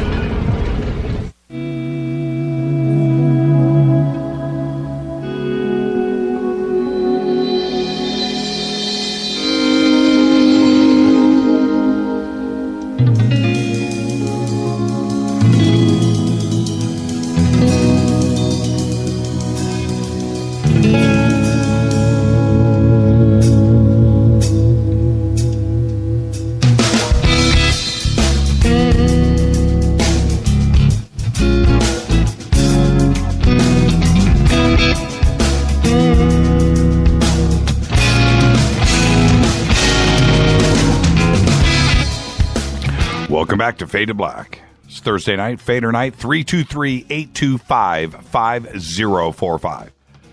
Phone lines are open. Let's go straight to the phones. Hi, you're live on Fade to Black. Hi, Jimmy. Hi. How are you tonight? I'm doing good. Who's calling?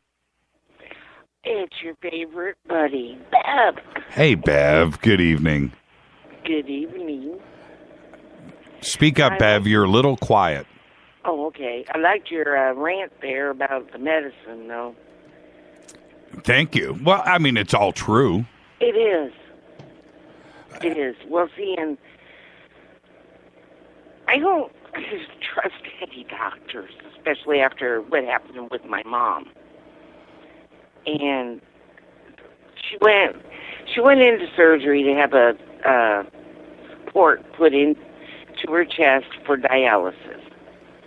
Well, the doctor doing it, I don't know how he could, make the mistake he did, but because everything's up on a screen and he's watching it. Well, he punctured the wall of her heart, and it killed her. What? Yeah. And then, to top it all off, she had a DNR. They tried to resuscitate her. Was it just, was it an accident on the doctor's part? Or, I mean, what do you, I mean, what happened? We don't know. Wow. I mean, everything is up there for him to see on that screen. Right, right. And, well, see, she was alive a little afterwards, but she was filling up with fluid. Right, right, right.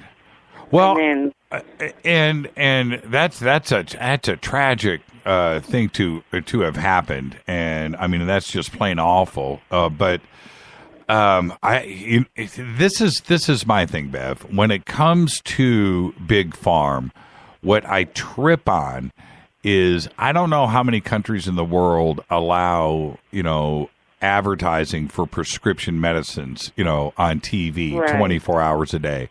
But I all I know is what we do here with that. And I watch it and I just think, what is the end game here? There's only so many doctors in the United States.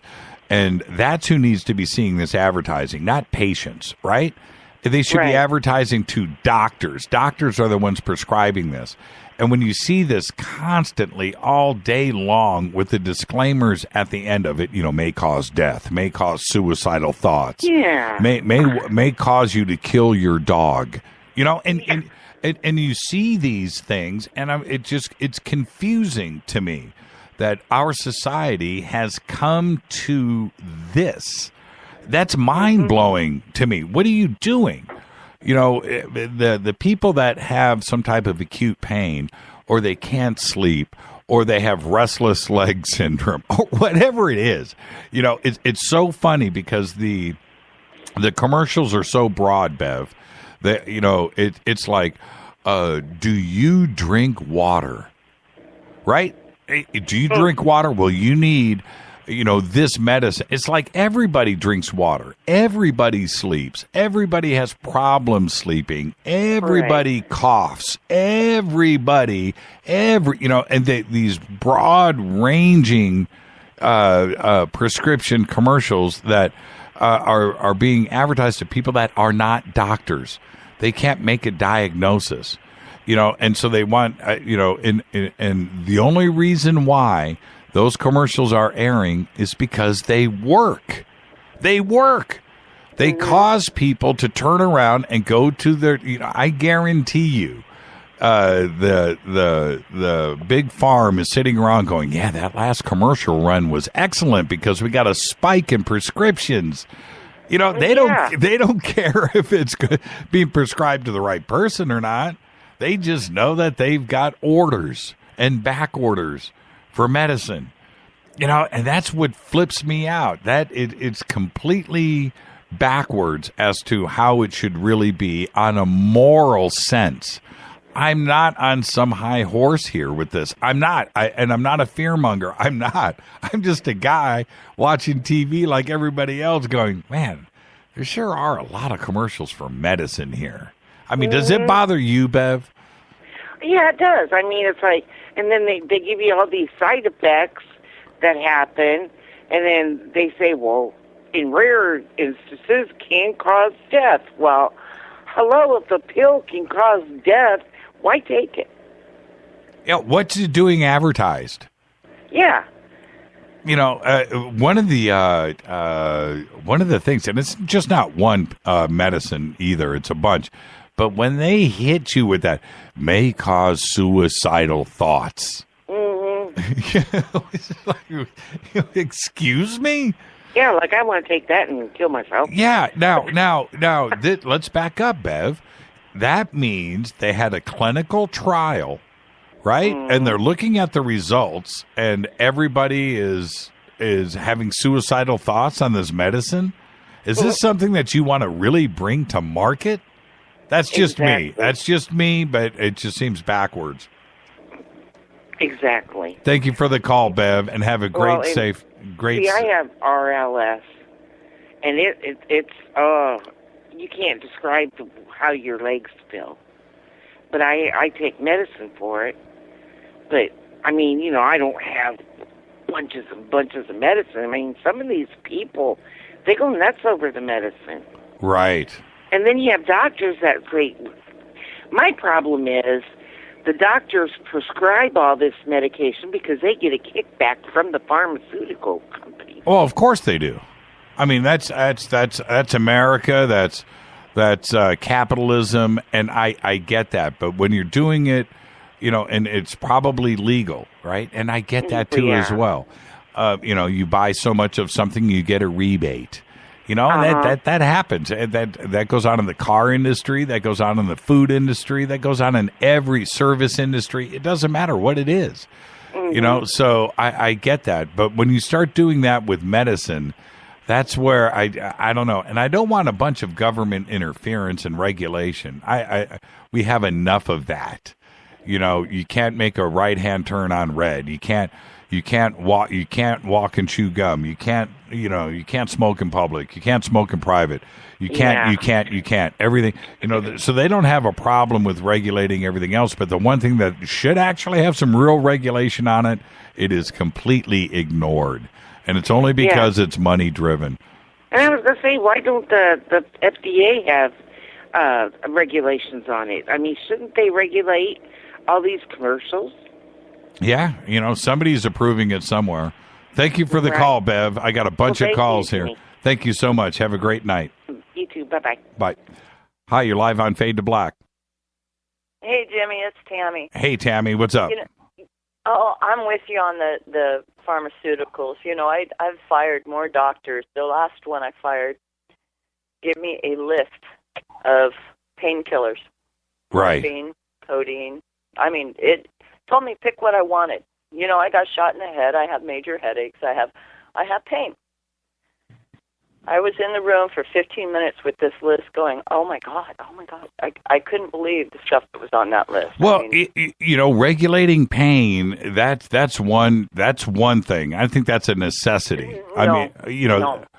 This guy wouldn't even listen to the issues. He heard I got shot, and he was like, here's a list. Here you go. Right. But I'm saying Tammy, I'm saying in a broad sense, being able to control pain is a big deal. You know, that's one side of the fight. I mean, and it's one that I think is necessary. I get that. I do, man. If you know, Jimmy, what there were 300 medications for pain on that. All I had to do was pick what I wanted. Right. Today, the doctors are turning into legalized drug dealers. Sure they are, and it's a crazy. He didn't know my symptoms. He didn't realize that I get major headaches when we have the change in weather. We have the M flares. You know, he didn't even listen. All he knew is I got shot in the head and I was in pain. Here you go, honey. Pick what you want. Right. Well, and see, but this that's not a doctor. That's a drug dealer. I mean, I could go down the street. I could have made quite a bit of money, dude. Well, yeah, probably. But you know, this is what else is funny. And thank you for the phone call, Tammy. What's funny is you don't see ads on TV for Vicodin. Right? They don't advertise that because they don't have to. It's pretty bizarre. Yeah, you're absolutely right. Morphine, you know. And then there's another guy every time I go in with a headache, which is very rare because I hate doctors. I don't trust them, and I have friends that are doctors, but I still wouldn't go see them. Right. Always wants to give me a spinal tap. Really? Yeah, really. Wow. I had Dr. Valentine come in. He's my little hero. He came in and stopped him right as the needle was getting ready to go in. He says, she doesn't need this. I know her history. Tammy, you don't come in, you know, and see this guy. You come see me. I'll take care of you. I'm like, okay. Literally prescribe me. You know what works for me? What's that? A chiropractor. Yeah. I knew you were going to go there. Therapist. Yeah, absolutely right. Those work for me. Thank you, Tammy. Have a great, safe weekend. No. Yes. I'll talk to you. Bye. Make me. Bye. Hi, you're live on Fade to Black. Hello? You're live. Yeah, I just had a question. I was wondering if you had any response you could give me about maybe the return of the Messiah and the mothership, or if he was a hybrid. If you guys have had any discussions about that recently, I haven't heard. Well, such as what do you? We talk about that kind of stuff all the time. Well, what do you think about that? Well, okay. Are you talking about the recent conversations about something happening later on this month? No, actually, I haven't heard anything about that. But I myself have had some pretty mind-blowing experiences ever since they started happening last year during the beginning of the summer. And I felt something was going on, and I kind of let the people around me know I felt something was happening to me, and I wasn't sure what it was. It felt like it was good, but I felt something bigger was going to happen.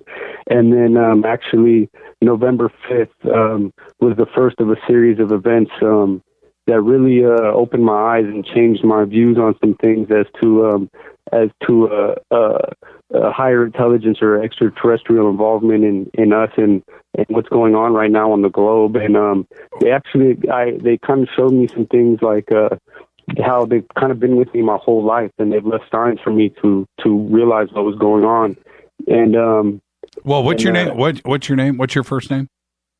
My name is Braden, Braden. Okay, Braden. What happened? What were the events that started to that you started to see?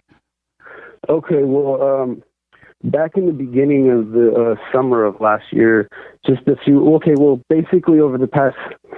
Well, it kind of, there's always a place I could go back further to explain it a little better. in 2008, I was diagnosed with leukemia, and after the third round of chemotherapy, I got a heart disease, and I passed away. They had to restart my heart. I was in a coma for 3 weeks. While I was in the coma, I had some pretty vivid dreams, and I came out of the coma not knowing that I had ever fallen into a coma. No one even told me that till about 6 months later, after almost when I had to finish chemo. I finished the second round, or the last 2 rounds after that. But I had one of my dreams was that my father and my mother went to a place, and my mother went to use the restroom, and she never came back. And my dad and I had to go look for her. Well, we ended up finding her in the basement, and she was in like a large, I want to say like column tube, like sleeping, but she was hooked up to another one that had an alien in it. And basically there was other people down there going through the same thing.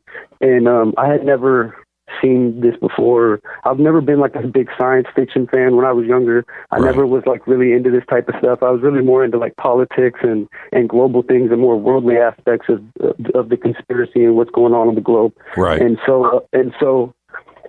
so, you know, after I had these experiences in my coma and I came out and I explained them to my mom and my family, and they kind of were just like, at first I talk about them like they actually happened. I thought these things really happened. It was really real to me.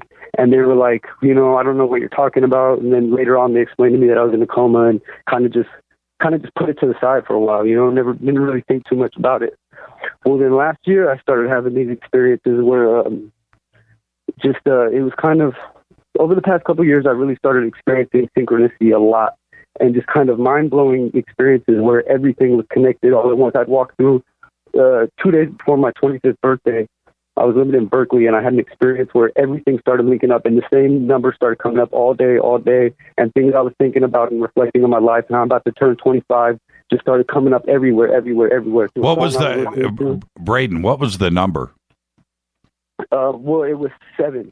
I was about to turn 25, right? So 2 + 5 is 7. It was March 7th, 2 days before that, and I started. I was listening to a song where the artist is talking about a conversation with who he thinks is God, and it turns out to be Satan tricking him, but then in the end it's God all along. And there's a part where he says, "Talking faith is one thing. I want to feel you like a sunbeam."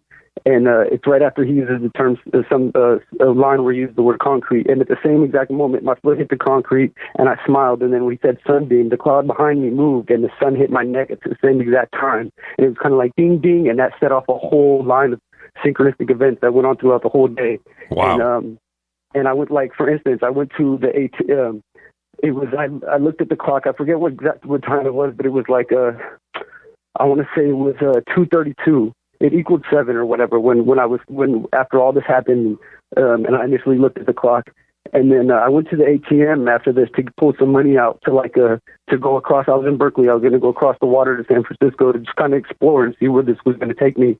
And the money, it wouldn't let me take out any money because I didn't have the $20, and it only put out denominations of 20, and I only had like $7 and a bit of change. So I smiled about that, and I was like, okay, there's 7 again. So I realized I had a gift card to the movies, so I went to see the movie. And the only movie that was playing was at 7 o'clock, and it was that 12 Years a Slave movie. And when I was in the park and all this started happening to myself, I started thinking about like the way I've spent the last 12 years of my life since I was 13. I've been kind of making not too bright decisions in certain aspects. And I kind of been like a slave to my own thing for 12 years. And that was an exact phrase I used in my head while I was thinking at the park. I've been a slave to my own ways for 12 years. Right. And then the movie 12 Years a Slave was playing at 7.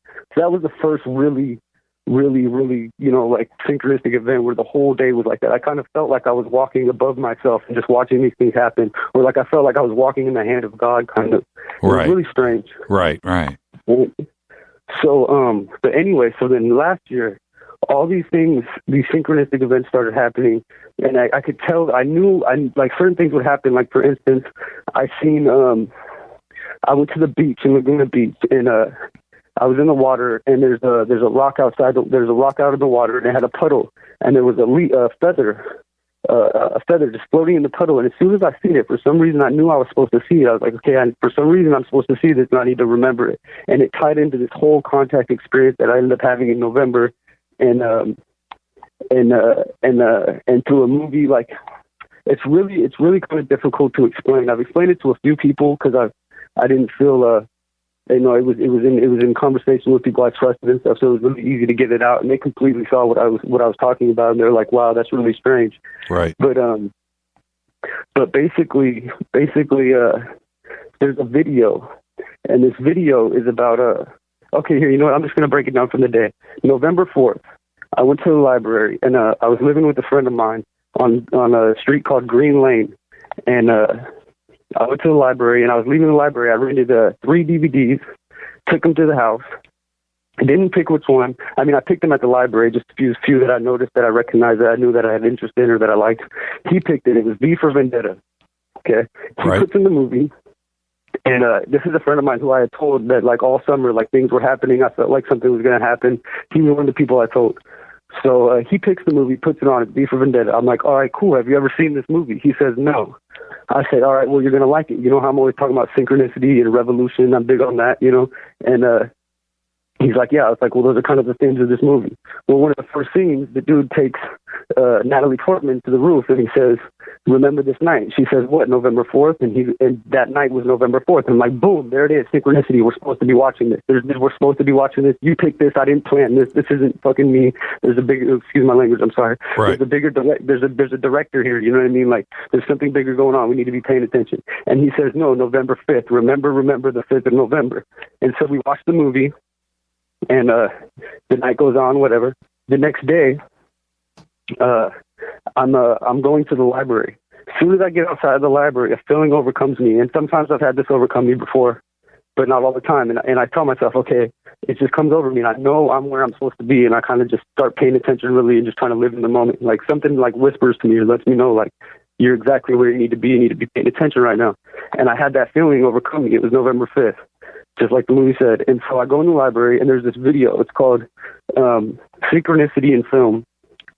And it basically tells a story. It weaves together all these different actors' careers and artists, different musical artists, and it ties in all the symbolism of Christ or the Messiah, and him being a hybrid, and them coming back, and the movie E.T. and David Bowie and all this stuff, right? And so pretty much through this whole, it's a 35-minute video. Pretty much every 3 minutes through this video, I had to pause it and just take a breath and shake my head, because there were so many things going on in my life that directly tied to this video, whether they were small or big. For instance, there's part of the video where the dude says, you're not looking for a truck, you're looking for a girl with green eyes. Well, on my way to the library, I was with my father, and I was telling him, are you going to get me a car, or are you going to take me to get a car? I have some money saved up. He was supposed to help me with this. And he's like, what about a truck? I'll get you a truck. And this was literally like 20 minutes before this video. And so this was just one of the smallest this is.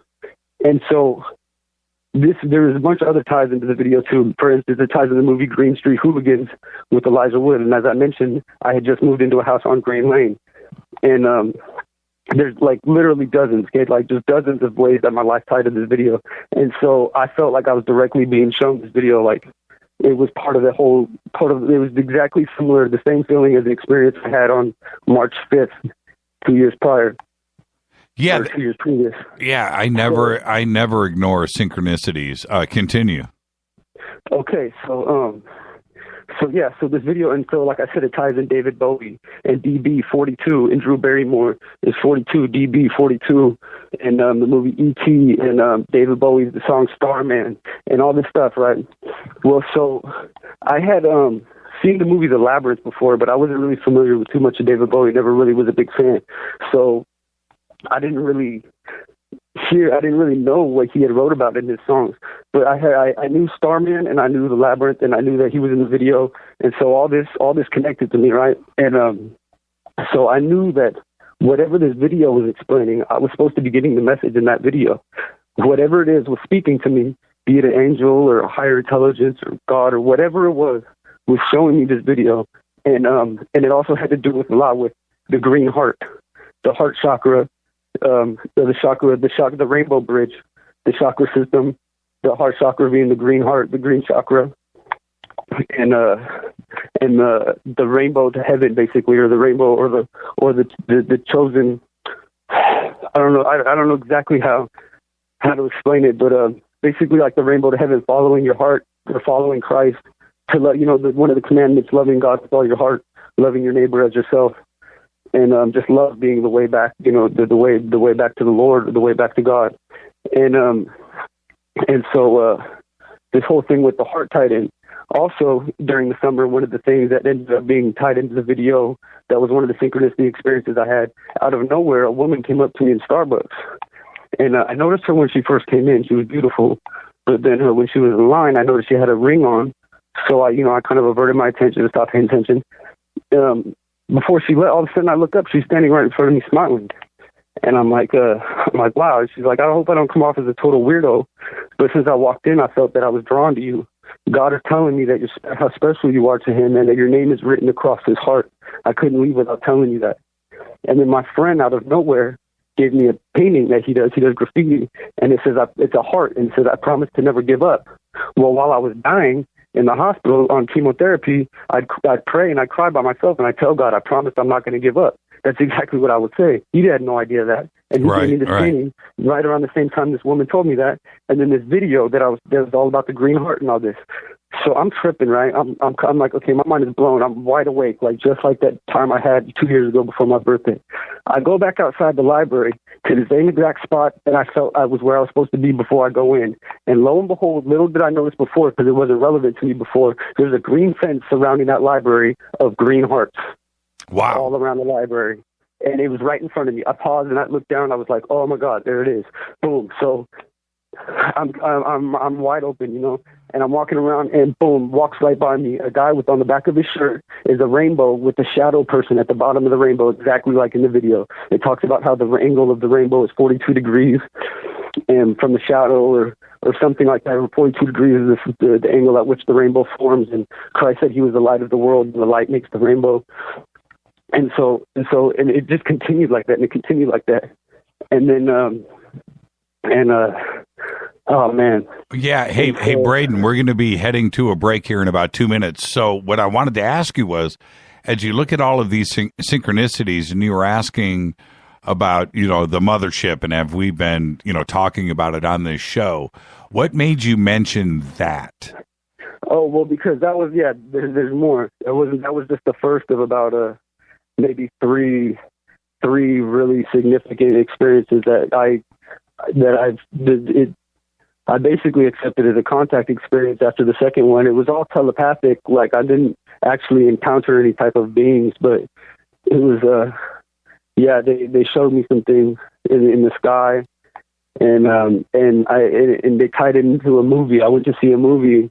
And all these notes that I had through all these experiences I've been experiencing through the summer and stuff, I had all these written down in a book like I was studying something. And I went to see a movie, and basically all my notes were in this one movie. And then that night, I had the second really significant experience. And I went back to see that movie again the next day. And basically how I experienced them the night before was in the movie. It's kind of hard to explain unless I tell you the details, but I can do that if you have the time. Well, yeah, we're going to be heading to a break, but Braden, thank you for calling in with all of that. And honestly, I didn't even expect to get through. I was calling just to find out what station I could listen to you guys on, because I had your number written down. Right. And I haven't even been listening. I was just calling to find the station number, so I wasn't really expecting this or prepared for this at all. Well, there you go, man. And it's and that's what we do here. And I listen to everybody. And thank you for sharing all of that. And it's all very, very interesting. Continue to listen to the show. We always have information that comes into the show every single night, Monday through Thursday. And, of course, Thursday nights are open lines, and we talk to people just like you. So thank you for sharing that with the audience. Thank you so much. Yeah, no problem. Thank you for your time. Is there a way I can get an email or any way I'd like to share the rest of the story with you if I could through email or however? Absolutely. Just go to our website, jimmychurchradio.com. There's a contact page right there, and you can contact us directly, okay? Right on, man. Thank you, brother. I appreciate it. Thank you so much, Braden, and have a great, safe weekend. You too, man. God bless. That is an amazing phone call. Thank you so much for sharing that with us, Braden. And I've got calls lined up right now, and right after the break, we'll be heading back to the phone lines. This is Fade to Black. I'm your host, Jimmy Church. It's Thursday night. It is Fader Night. Email is jimmy@jimmychurchradio.com. I'll be right back. If you're on hold, stay right there. Hi, everybody. This is Rob Halford, the Metal God, on jimmychurchradio.com. KGRA Radio. Intelligent talk. If your home has hard water and it's leaving white spots, then it's likely that limescale is clogging your pipes. Limescale can cost hundreds of dollars a year in wasted energy and early appliance breakdown. HydroCare systems available at Wave Home Solutions prevent and remove limescale with just a simple filter change every 3 years. There are no salts, chemicals, or magnetic coils. Satisfaction guaranteed. For more information, just go to bestwater123.com. That's bestwater123.com. If you're a talk radio fan, AccessRadio.net lets you listen to the best talk shows anytime and from anywhere. Works on your mobile or landline phone, and there's no cost if you have unlimited minutes. No need to use your data. Find your favorite talk show listen lines and discover new ones. Now you can listen on your schedule. Go to AccessRadio.net. That's AccessRadio.net. Save your favorite listen lines today. Hi, I'm Richard Dolan. When I'm not hosting my radio program, The Richard Dolan Show on KGRA, or writing new books on UFOs, I run a publishing company. I'm proud to say that Richard Dolan Press has published some of the most fascinating books available on UFOs and related subjects. They include Dr. Bruce Maccabee's classic analysis of the UFO cover-up, David Marler's breakthrough book on triangular UFOs, Dr. Richard Sauter's unique work on underground bases, and other classics by Grant Cameron, Chase Kletsky, and Dr. Bob Wood. Not to mention intriguing works by Eve Lorgan and Laurie MacDonald that deal with truly bizarre phenomena. I'm proud to publish such high quality and original works, and there are several amazing books about to be released over the next few months. Go to richarddolanpress.com to learn more.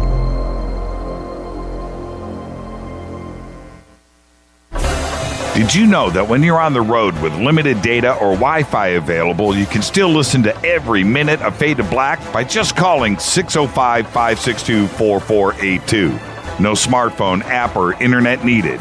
It saves your data plan and no extra cost if you have unlimited minutes. Just call 605-562-4482. You can listen to me, Jimmy Church, on any phone, anytime, anywhere. Go Beckley Tappy.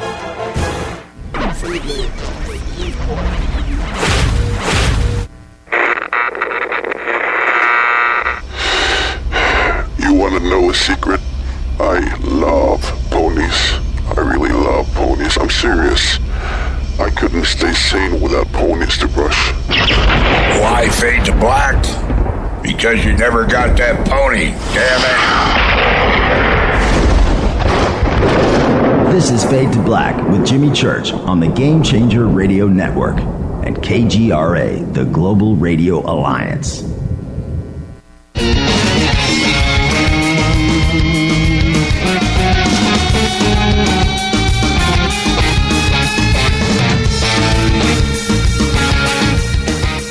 Welcome back to Fade to Black. I'm your host, Jimmy Church. Tonight's Fader Night, 323-825-5045. Thursday night, open lines all night long. Let's go back to the phones. Hi, you're live on Fade to Black. Hi, Jimmy. It's Miss Michelle. Hi, Miss Michelle. Wow, how are you? I'm good. I just thought I'd call. And speaking about on the immunizations for children. Yep. My daughter recently, as you know, I'm a nurse, and my daughter just recently got done doing her early childhood education. So she's like basically a daycare worker, right? Anyway, but she was going through this paper that she was doing. She was shooting ideas off to me, and she was saying how a lot of daycares are refusing children if they haven't had their immunization. And I said, well, why? And she didn't know. She didn't know why. There was no reason behind it, but it highly recommended that you do not have children that aren't immunized. With a little bit of digging on her part and my part, what we came up with is there's a huge problem. These children that have immunizations have that are infected per se. They have that the different diseases like the tuberculosis, etc., right? Mm-hmm. Put into their bloodstream, making the children that are not immunized so much more susceptible to it when they're with children that are immunized. think about that. Yeah, that's interesting. That's interesting. I thought that was just something, that should be thrown out there. Also, I had a sighting last night. You had a sighting? I had a sighting, Jimmy. What happened? Before work. Okay, well, 10 o'clock my time, it'd be 6 o'clock yours. I'm in my vehicle, and I'm chatting to Jean on Skype, blah, blah, blah, before I go into work, right? And I look up in the sky, and this is the second time I've seen this. And I've seen this, I don't know why, but, you get that, like, oh, look up, and there's something, right? And I looked up in the sky, above the river, like, as you know, I live in Nova Scotia, so I'm surrounded by water, right? Anyway, up in the sky, it was the size of a star, okay? So it's not big. You wouldn't be able to tell if it's moving at any speed or, you know what I mean? Mm-hmm. Like, it's just right there. And it starts, but the thing about it is it was blinking white, blue, blue, green, green, red. White, blue, blue, green, green, red. Over and over and over and over again. And it was there for a good 10 minutes. And I'm talking to Jean about it. I'm like, I can't get a picture of it because it's just so minute, right? Like, literally that pin dot in the sky, right? Right. And I watch it. And all of a sudden, it moved across the sky. Now, you take and still take into configuration. It's a pin dot, so it's so far away, right? And it moved across the sky and then gone. I seen it literally move from one side of my vehicle to the other, like I'm watching go to the other side of the sky and gone. When you say to the other side of the sky, are we talking about 10 miles? I'm talking about, it's a pin dot, so I'm talking a lot more miles. You're looking up in the sky at one side of you, and if you look over at the other side, it has moved all the way over to the other side. Yeah, that fast, that bloody fast. It never got no bigger or smaller. It was just boom, boom, and then all of a sudden gone. But it seemed to stay stationary up where it was, but I could see the light, like, you know what I mean? It wasn't a star. No star blinks those colors that I know of. Right. But I'd seen the very same thing at one night, and this is from where I work, okay? And I seen the very same thing, and I think it may have been end of October, first part of November. I went out to go get the newspapers from work, and it was like 2 or 3 o'clock in the morning, right? And I looked up in the sky and I go, well, that's an odd-looking star. And it was the same size, same bloody size, and it's there blinking. And I just stood there staring at it because what else do you do? I mean, I didn't, as I said, you can't get a picture of it because it's so, minute. Right. And well, Michelle, let me ask you this. I understand what you're saying, that it's the size of a star, but how high up do you think it was? I mean, when you look up and you see a plane or you see a helicopter, it was further away than a plane or a helicopter. Yeah, so it was way up there. Way up there, yeah. Interesting. And with both sightings, were they way up there? Yes. Now, I'm sure you've heard of the Shag Harbor thing here, right? Yep. In Nova Scotia. Have you ever been to Nova Scotia? I'd have to think about that. I've been all over Canada. Have I been to Nova Scotia? Possibly. I'd have to think about that.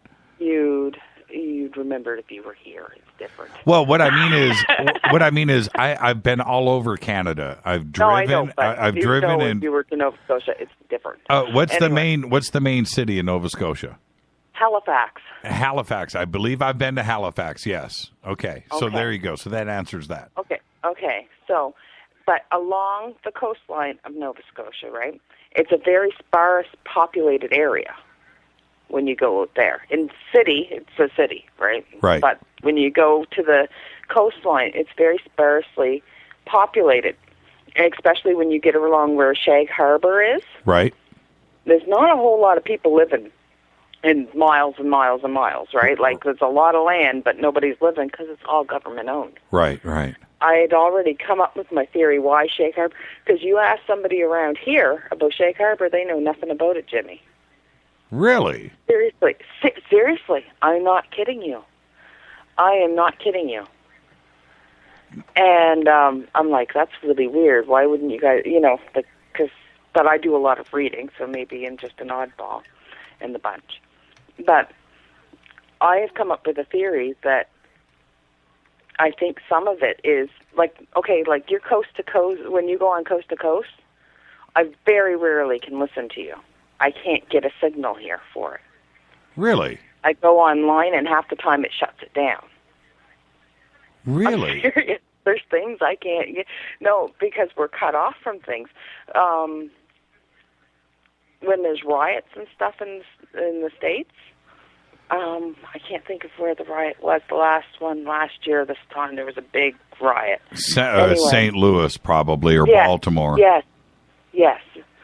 And it would come up on Twitter. I knew about it because of Twitter, but I'd go to the videos, and if the video wasn't posted within 5 minutes, it would not be allowed for my location. Interesting. Really, honestly. So we're really shut off. Like, this area is shut off from a lot of things. Anyway, but that's besides what I was trying to say is there's a lot of old military bases. And when you're on inland Nova Scotia, right, the bases there, that any of them had shut down or anything like that, the land has been sold off for the most part. Right, public can have them, but the ones along the coastline, they don't sell them off. I was just and they're fenced in, and you can't get in, and they still have somewhat of a military presence through there. I was just sitting here thinking about Halifax, and I remember where I went there. I went to a music store called Long and McQuaid. Okay. Yeah, that's what I was doing in Halifax. Long and McQuaid. There's got to be a music store there called Long and McQuaid. That's my memory. It might not be still there. Oh, right. Now, what did you think? What did you think, Michelle, about that report that was just released about 1,267 UFO sightings last year in Canada? I believe it. It's pretty incredible, isn't it? And why do you believe it? Why do you think that is? I mean, because what's the population of Canada? I don't know. I mean, well, you should. I know I should, Jimmy, but I'm busy knowing other things. I mean, what's the population of Canada? And to have that many sightings up there, I mean, it's interesting. Is it because people are interested and they're always looking, it's 35 million people in Canada. 35 million. That's 1/10 of the United States, and the country's bigger than the United States. I know. And so there's not that many, but to have that many confirmed sightings in Canada is a crazy amount of numbers. So is it because Canadians are interested in what's going on in the skies? They're constantly looking, they're concerned, and they follow up and actually make a report? That's possible. Also, if you go to Western Canada, there's a more acceptance to it, too. What, like Vancouver, Edmonton, Alberta? Yeah, it's very much more accepted. Like, you're not looked like you're crazy when you say, oh, I seen a flying saucer today. Why, you think Toronto and Montreal, they're more conservative? They are. When it comes to that, no, I'm not being funny. If you were to look at the reporting sightings, you would find most of them came from Western Canada. That's interesting. And another interesting aspect of that is the amount of military and nuclear missile installations that are in the northern United States, and close to the border there. I wonder if that could have anything to do with it. And there's a lot of radar and stuff that is in Canada, too. And especially on the western side of Canada. I'm sure there's a lot in, Nova Scotia and Newfoundland and, because of, a national defense system. But there's a lot of activity that goes. Yeah. We're their second-rate plan, Jimmy. Don't you know? When they attack, they say, take those parts. They're just going to crumble into the water anyway. They're small. Somebody just tweeted, Toronto is aloof, to say the least. I wouldn't go that far. I like Toronto. I do. I like Toronto a lot, and I like Montreal.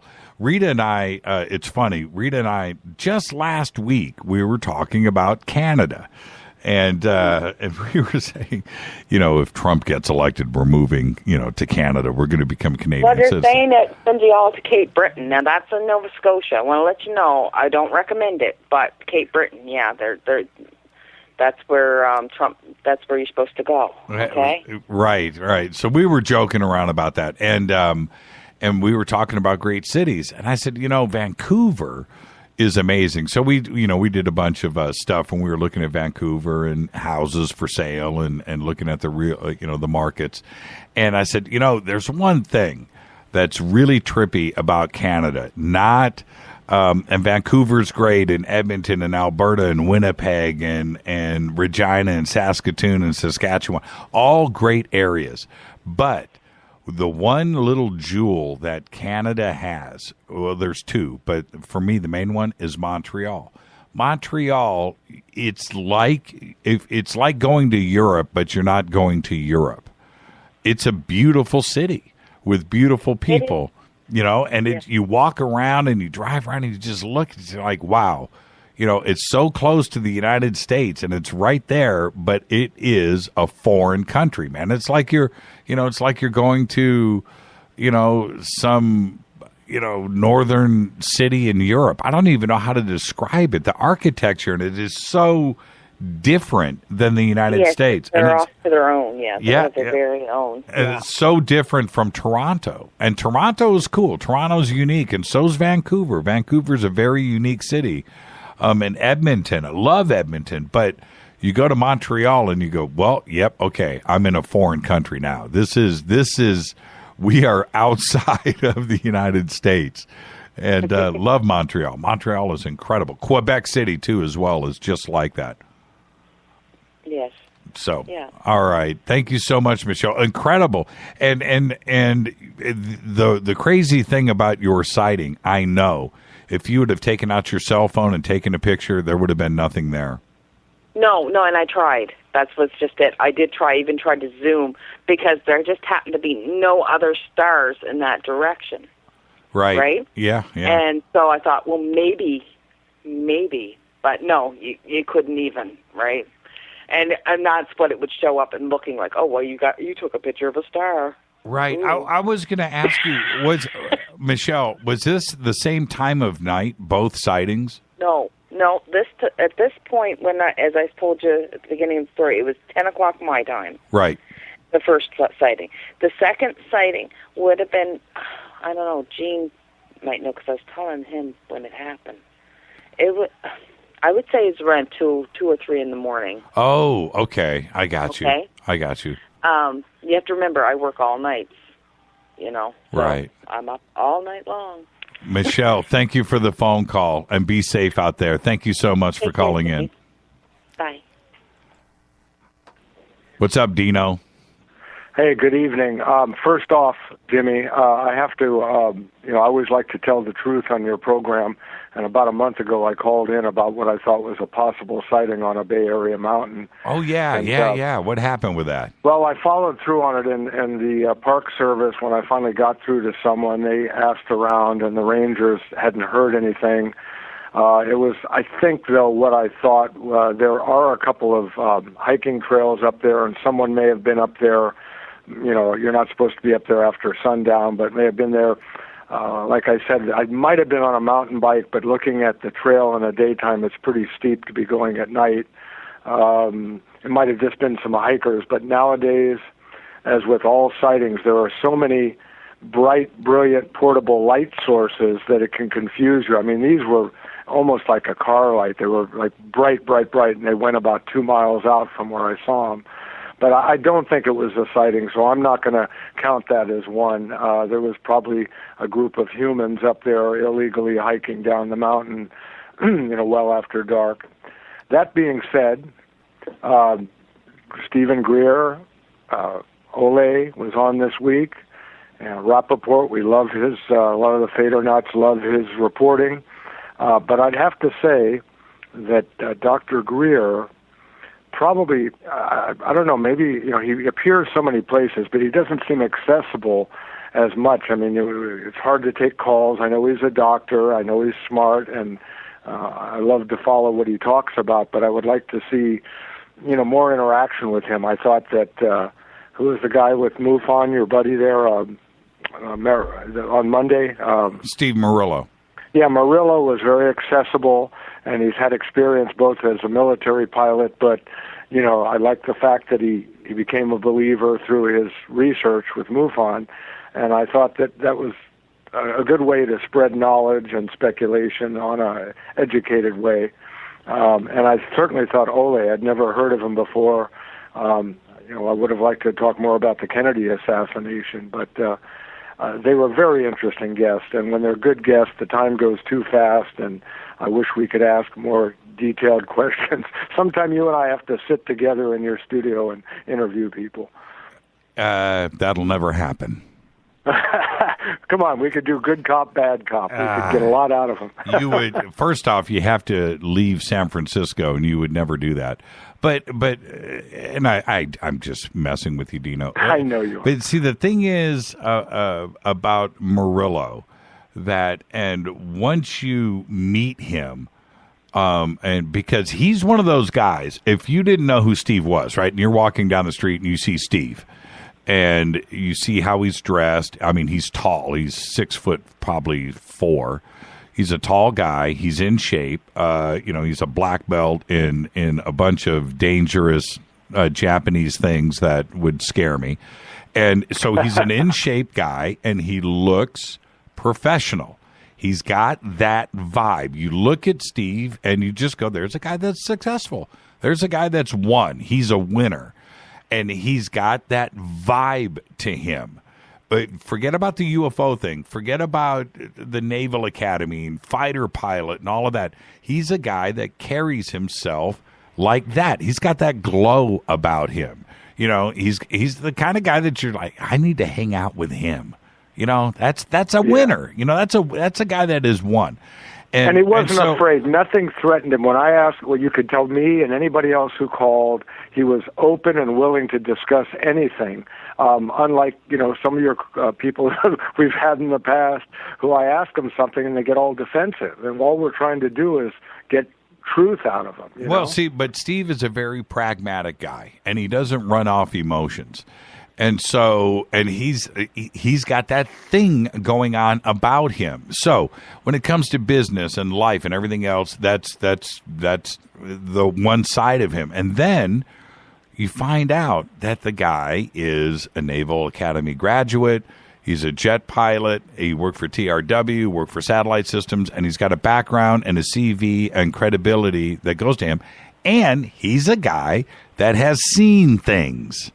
Yeah. He is, and so because of that, he looks, because of his background and his training and his college and everything that he's gone through in life, he's a very pragmatic guy. And so when you talk to him, he will speak to you like that. Now, he's a very nice guy, very cool guy, very fun, one of the funnest guys that we hang out with in our circle of friends. But that's the part of Steve that comes across on radio. And it comes across certainly in person, but he's a very pragmatic, smart, educated guy that has seen things. And somebody else is not going to be able to come up to him.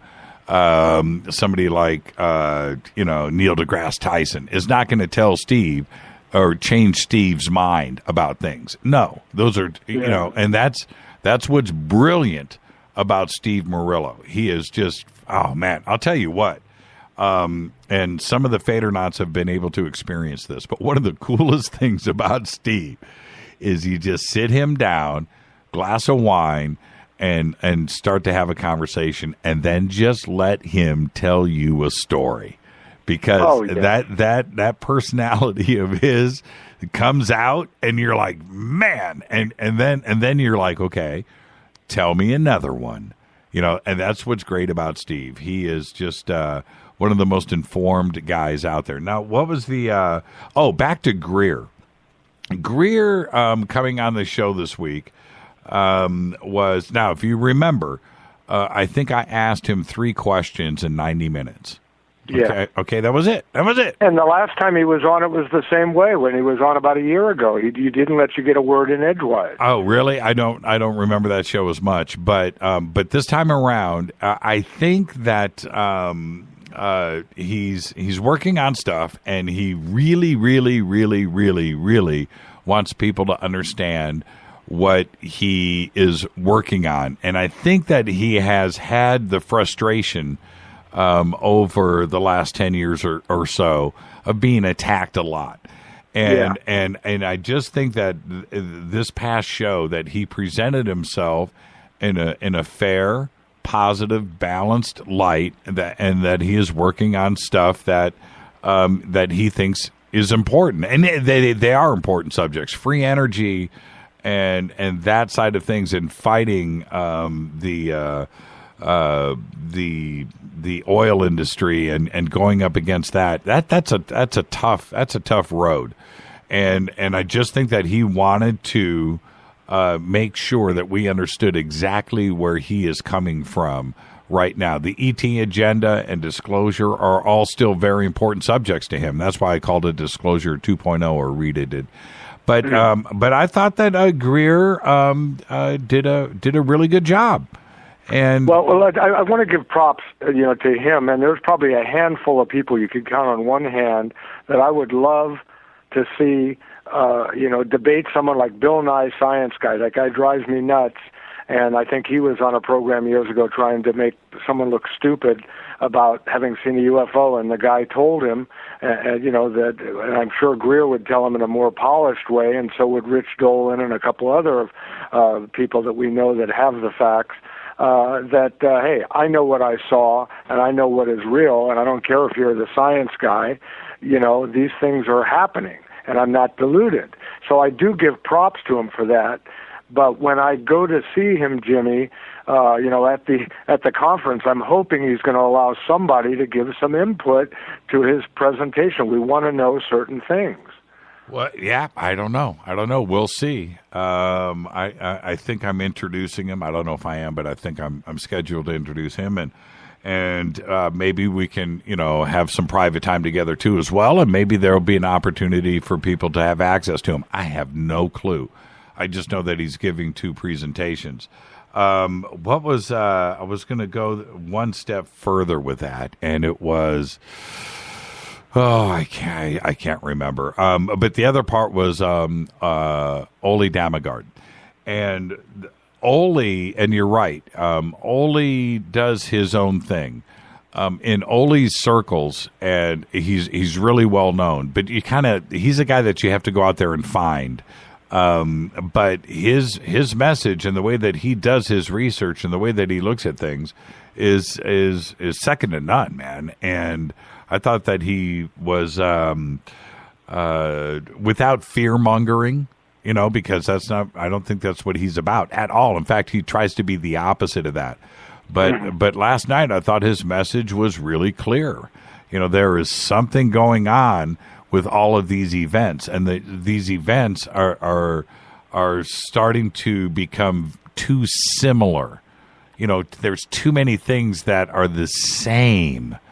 And if you have lone rogue gunmen and cells out there, there wouldn't be the similarity of these things that are happening not only in different cities, but different countries and different continents with supposedly different players and different agendas. And all of these things are too radically similar. To have Sandy Hook so similar to Aurora, and so similar to the Boston bombings, these things, I don't know, man, but it just causes me, Dino, to open up my eyes and not have the blinders on. And that's what I think is so great about Ole. Ole's amazing.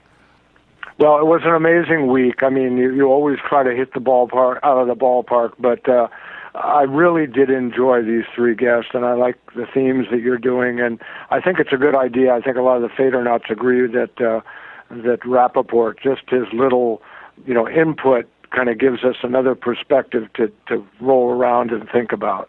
Yeah, John's the best. And hey, Dino, thank you for calling in, my brother. All right. We'll see you soon. I'll talk to you. Dino, everybody. The one and only Dino. I think he's got fan sites out there now. Dino rocks. This is Fade to Black, 323-825-5045. It's Thursday night. It is Fader night. This is all about you, taking your calls all night long. 323-825-5045. I'm your host, Jimmy Church. Follow me on Twitter at JChurchRadio. More of your calls when I come back. Stay right there.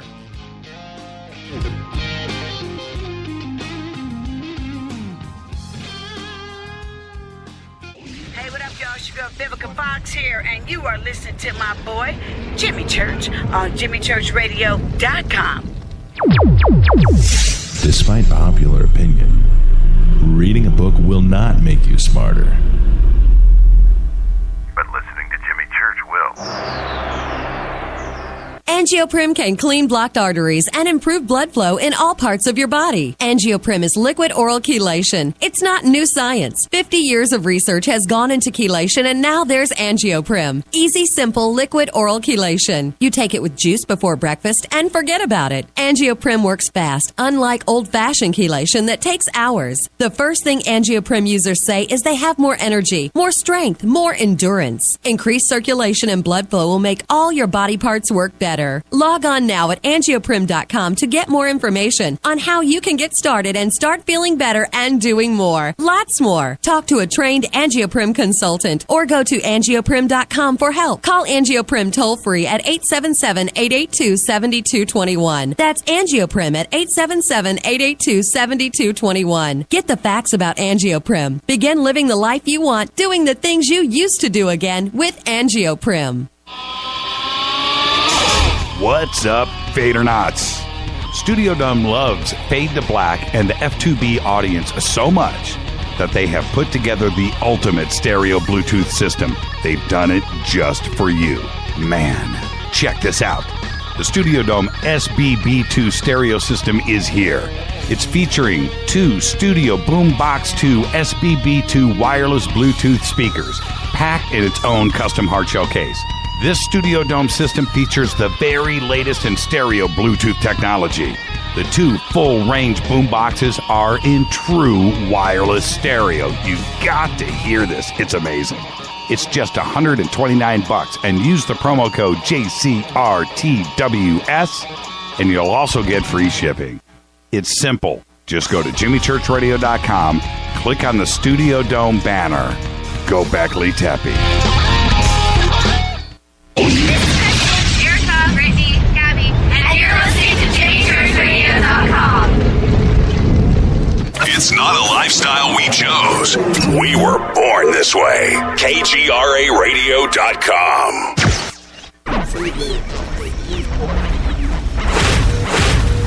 This is KJCR at JimmyChurchRadio.com.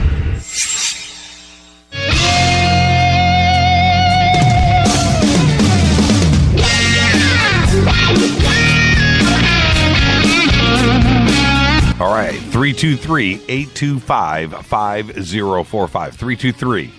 323-825-5045. It's Thursday night. It's Fader night. Open lines all night long. K28 just posted a picture here on Twitter. You can follow me on Twitter, by the way, at JChurchRadio, of Church Rock off of Catalina Island. Somebody sent that to me. I had never heard of it.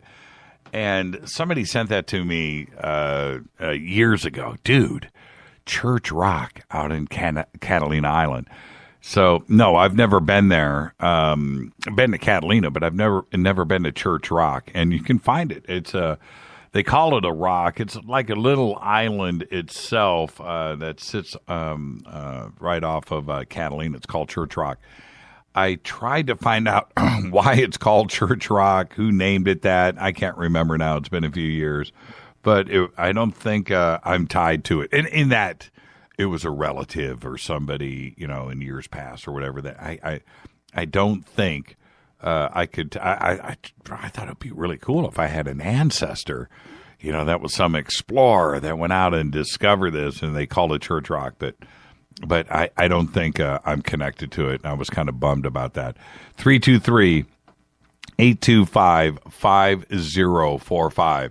Now, some big news actually happened today. And if you go to it's the anonymous website, it's anonhq.com, right? ANONHQ.com. You can check this out. I didn't get around to getting it posted. But Anonymous has leaked NASA documents proving chemtrails.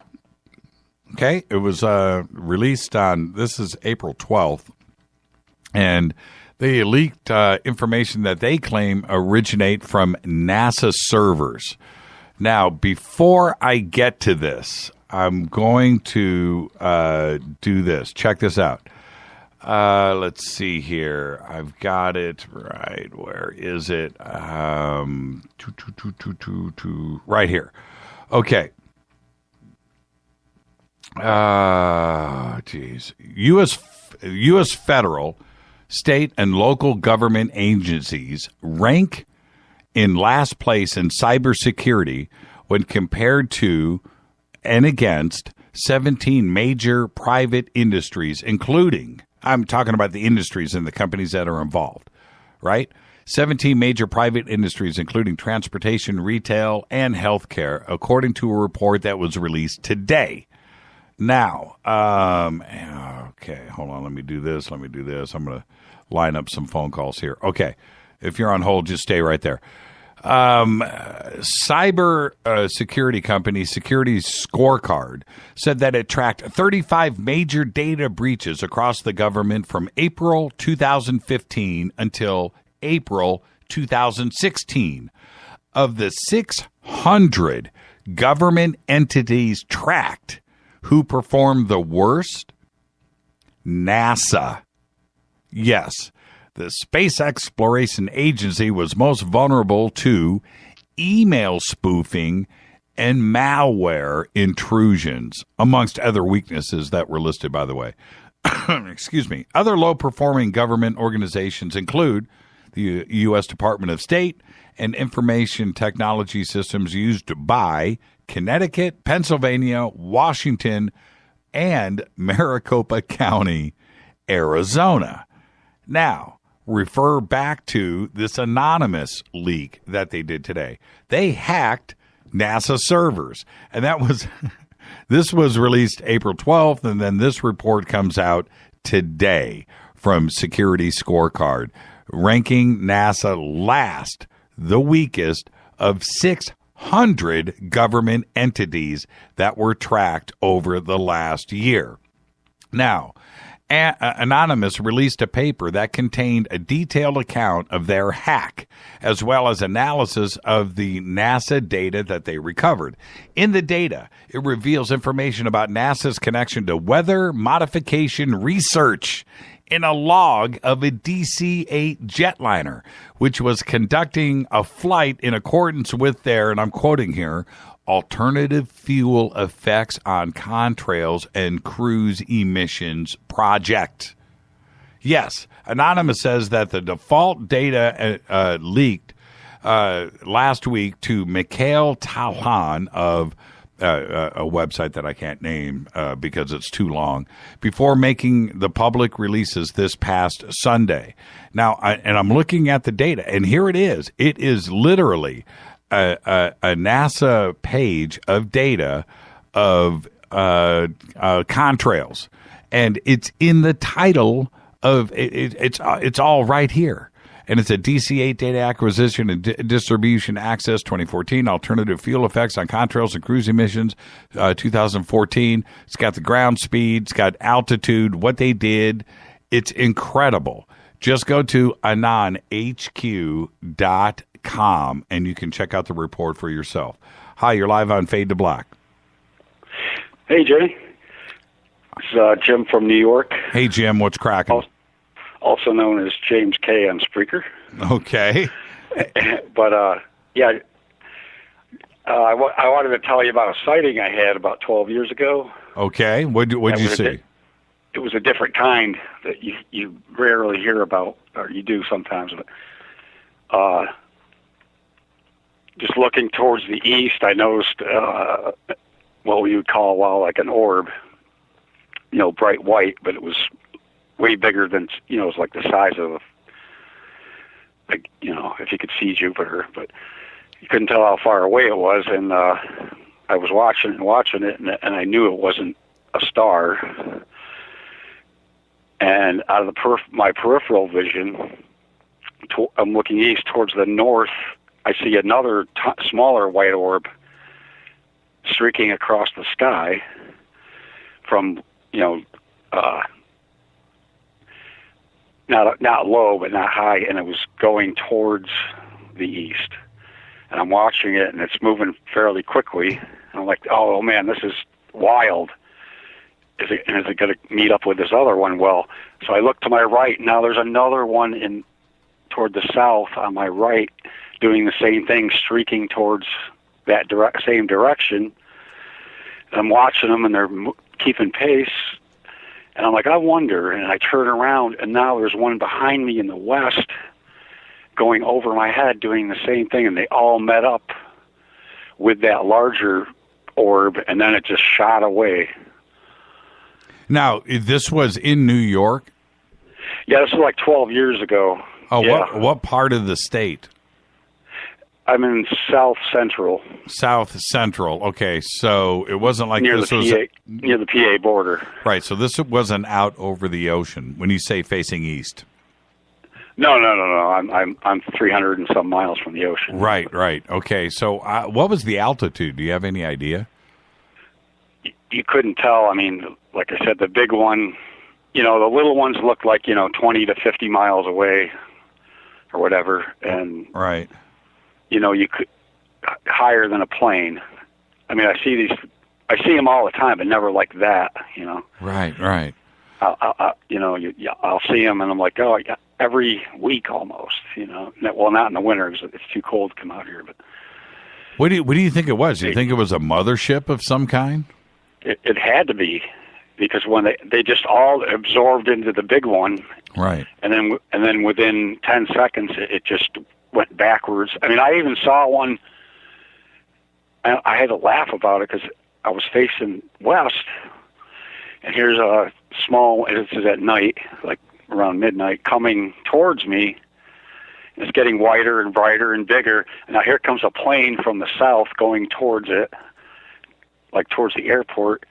And I'm like, oh my God, they're going to collide. And just a small fraction in the sky before they collided or whatever, it did an about face. The UFO went backwards because you could tell because they got smaller and less bright. It just immediately stopped and went backwards. So it didn't hit the plane, And what do you think you saw? What do you think it was? I mean, Well, I've seen them before. They're like that big one I saw up close. They all the ones. I think.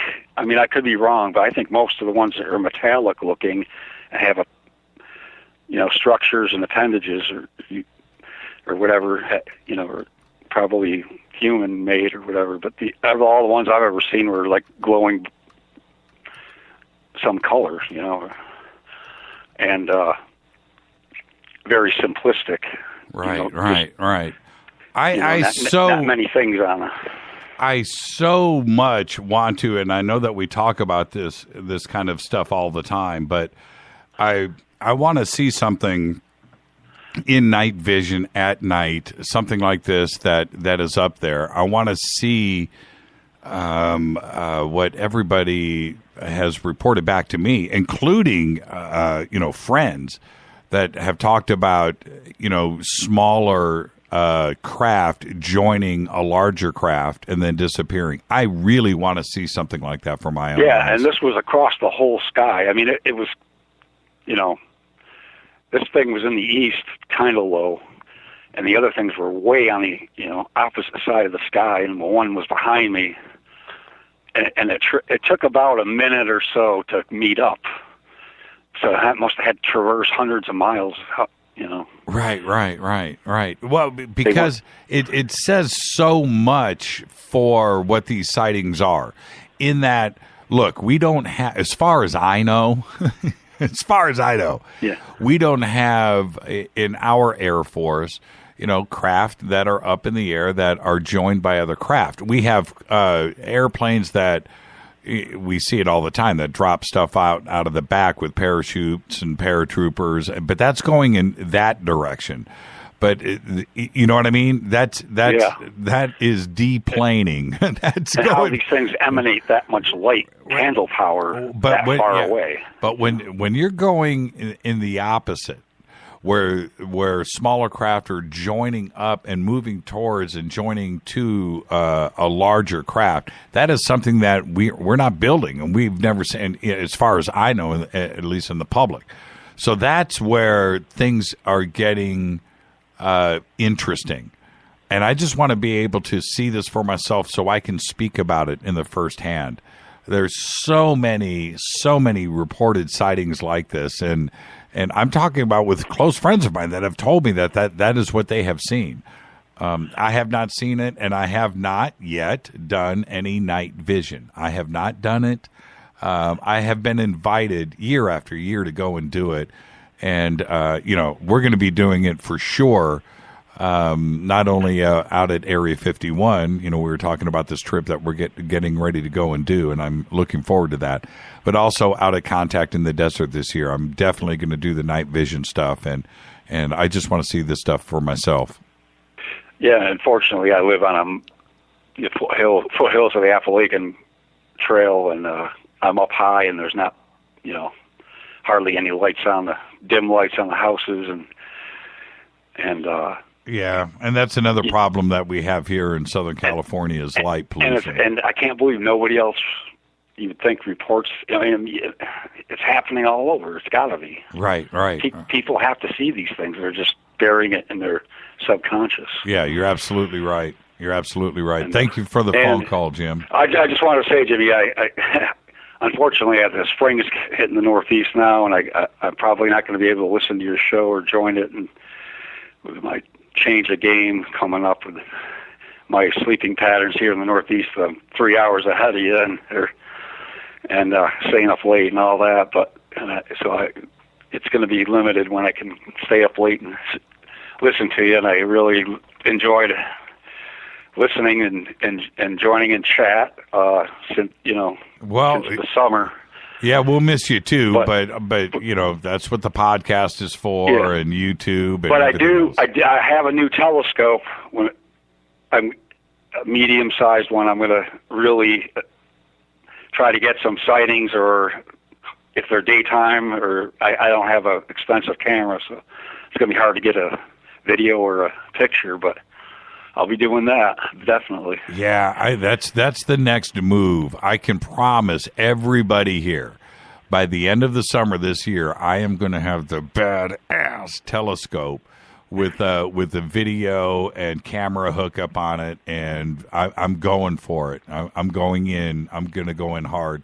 And somebody just tweeted, Mike Rathbone just tweeted, he said that he bought a night vision scope that hunters use. And I wonder how expensive those are. They're probably not too bad, probably reasonable. But, yeah, I'm definitely going to do it. Thank you so much for the phone call, Jim. Okay, Jimmy, have a great weekend. I'll be talking to you whenever, but I'll still be listening on and off to you. You got it, Jim. I appreciate it, brother. Hopefully Hangar 1 will kickstart again. Well, we got some news we're going to talk about here over the next couple of weeks about that, okay? Okay, Jimmy. Have a good one. I'll talk to you. All righty. Bye. Jim from New York. Yeah, that's one of the things for me that is a game changer. And the reason why I say it like that, phone lines are open, 323-825-5045. I got time for maybe one more phone call, and then Les will be in here in just a second. Is this, look, it's one thing with all of our craft that we know about. Okay, craft leave the craft, but craft don't join the craft. And if you see something like that in the sky, where 1, 2, 3, it only has to be one, but 2, 3, 4 smaller craft are joining in, or lights are joining into a larger light, then that is something that we don't have here. It's something that doesn't exist that we know of. So either way, if it's ET, it's crazy. If it's ours, it's crazy. Either way, it's significant, and I want to see it for myself. What's up, Les? Hey, Jimmy. What are you doing? I'm just, I'm up to my normal chicanery and, making a fool out of myself in Twitter. That's all. Okay, fair enough. That's what I do. It's easy enough to embarrass myself. Yeah, it's a fun deal. If you guys haven't joined us yet, please do. We have a ball every night. It's the show within the show. At J Church Radio, and then hashtag F2B, the sandbox. It's really fun for me to see all of the new people that jump in every single night, and they're like, "Wow, this is really cool." It's pretty cool, and it's growing every single day. So.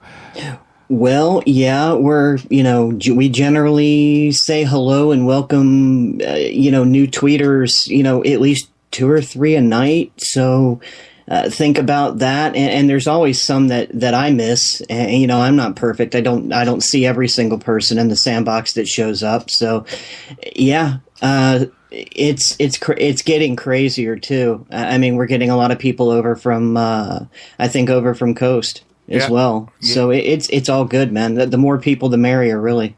Do you have night vision goggles? I don't, but you know who had them last year? Who? At CITD? Who? Dino. Dino had them last? No. Yeah, he also brought like a green laser. We sat up on the patio above the pool. Right. At the Friendship Hall, I believe it was. And we kind of like sat there and night watched and, on Sunday night. But yeah, he had them. I never used them though. Well, Dennis just tweeted out here $9,000 for 3rd generation goggles. Holy crap! I didn't. Oh, jeez. Well, I suppose, yeah, sure that they could get that expensive, but what about some night vision? Like binoculars. I don't know. I don't know how this works. Well, I do know that they do have, as whoever tweeted it out, you were just talking about, they have, hunters versions of them. I know those run anywhere between, $80 to $500, depending upon, the distance you want to see. The only thing is that you're looking up in the sky. So, you need some decent distance, I would assume. Right. I just, it's funny because I had said it the other day that I don't know if I really want to see something that is going to affect my belief system, shake me to the very core. Because I've had my sightings. I've talked about it, and and I know what I've seen and stuff, but it's a whole nother thing to pop on some night vision and look up into the sky and see stuff when you pull the night vision down and you look and there's nothing there. And then you look, and then you know that this stuff is going on all the time, right? That you're driving down the road, you walk outside, you're barbecuing in the backyard and you look up and you don't know what's there. That's what I'm talking about. That's the part that's kind of messing with. It's another thing to be in the backyard and see something in the sky with your naked eye because it's there. Okay, that's fine. But stuff that's invisible, stuff that you can't see and it's going on right now as I'm talking into this microphone, that's what I'm talking about. That's what is messing with my belief system. That's a trippy thing. Well, they do carry. What I'd love to use as well. I know they have systems now, and they use them for, specifically for, paranormal, meaning ghost hunting and stuff like that. They do have stuff that not only sees in night vision, and they've been using that for years now, but they also have infrared and ultraviolet now. Can you imagine what you could see with that isn't even possible to see with the naked eye with ultraviolet? Yeah. So I'm looking at them here. Night vision goggles as cheap as our binoculars, $64. But let's see, $729. But yeah, there's some that are inexpensive. Here's $9,000 right here. $9,000. Here's some for $3,000. But this is only $729. So that looks pretty. Yeah, okay. Night vision. What generation are the ones that are around 700? I don't know. It says GS. It doesn't say anything about what generation, but I'm not going to do this in real time on the show and read these stats and try to figure this out. But designed for ease of use, blah, blah, blah. 1x20 night vision binoculars, comfortable operation with advanced technology features. All right. But with advanced technology features. Yeah, but I'm wondering if you can hook these up to video. If there's I'm sure output. you can. You know, dude, they make an infrared camera for your iPhone now that you can get for $250. Yeah, I saw that. I saw that the other day. That is like the coolest thing ever. Yeah, isn't it? I saw that the other day. Absolutely. So what did you think about the week on the show? Actually, my favorite part was tonight, Jon Rappoport's report. Yeah. Believe it or not. I mean, Ole Demigard, come on. I mean, you know, I've been waiting for him to come on the show since the show started. He's fabulous. I love his I love his conspiracy theories. Excuse me. Sorry about that. I forgot to hit the cough button. Yeah, there you go. You're turning into me. But yeah, I totally agree with Rappoport in the fact that I just don't think Big Pharma in any way is trying to really help anybody but their investors and their own wallet. If they could help it, they'd put you on a pill and they'd want you on that pill. They don't want to cure anything, man. They want to put you on a pill and they want you to take that pill every day for the rest of your life. And then they want you to take another pill to take care of the side effects from that pill and so on and so on. Right.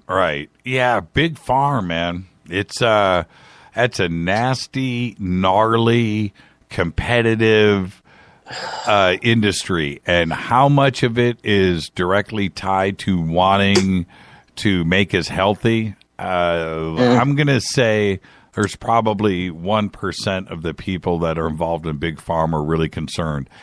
All the rest of it, whether you're a sales rep in the field, dude, you're just out there making money. You're pimping pills. If you're a scientist, you're looking for the next patent and you're looking for, you know, the next big approval and funding. It's money. That's all it is. There's nothing to do about health. Very little. What they want to do, look, they want to find the next little thing that they can the next problem that somebody would have, whether it's with the skin or with your eyes or with your blood or with with toenails, whatever it is, they want to figure out what's going wrong with somebody so they can turn around and make money off of it. That's it. There is nothing else to it than that. They don't care if they're curing or this. No, that's not the deal.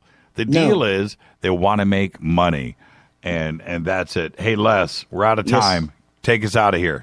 All right. First, Jimmy would like to thank all the first-time callers and Fade or Not to phone home tonight. Fade to Black. Are you there? Executive producer is Rita Murray. Special thanks to LJ3. Yeah, I'm here. Okay, you're breaking up. Hello. You're breaking up. Can you hear me? Yeah, we got you. Keep going. Yeah, internet connection's gone. Okay, Fady by Dale, webmaster is Drew the Geek, music by Doug Aldrich, intro by Spaceboy, spaceboymusic.com. Fade to Black is produced by KJCR for the Game Changer Network, syndicated on KGRA, and with that for the week, Jimmy and I are out of here. Thank you so much, Les. We'll see you on Monday, brother. Good night. Yeah, a little break up there at the end. You gotta love live radio. This broadcast is owned and copyrighted 2016 by Fade to Black and the Game Changer Network. Cannot be rebroadcast, downloaded, copied, or used anywhere in the known universe without written permission from Fade to Black or the Game Changer Network. I'm your host, Jimmy Church. Follow me on Twitter at JChurchRadio. Everybody be safe. Go Bagley Tappy.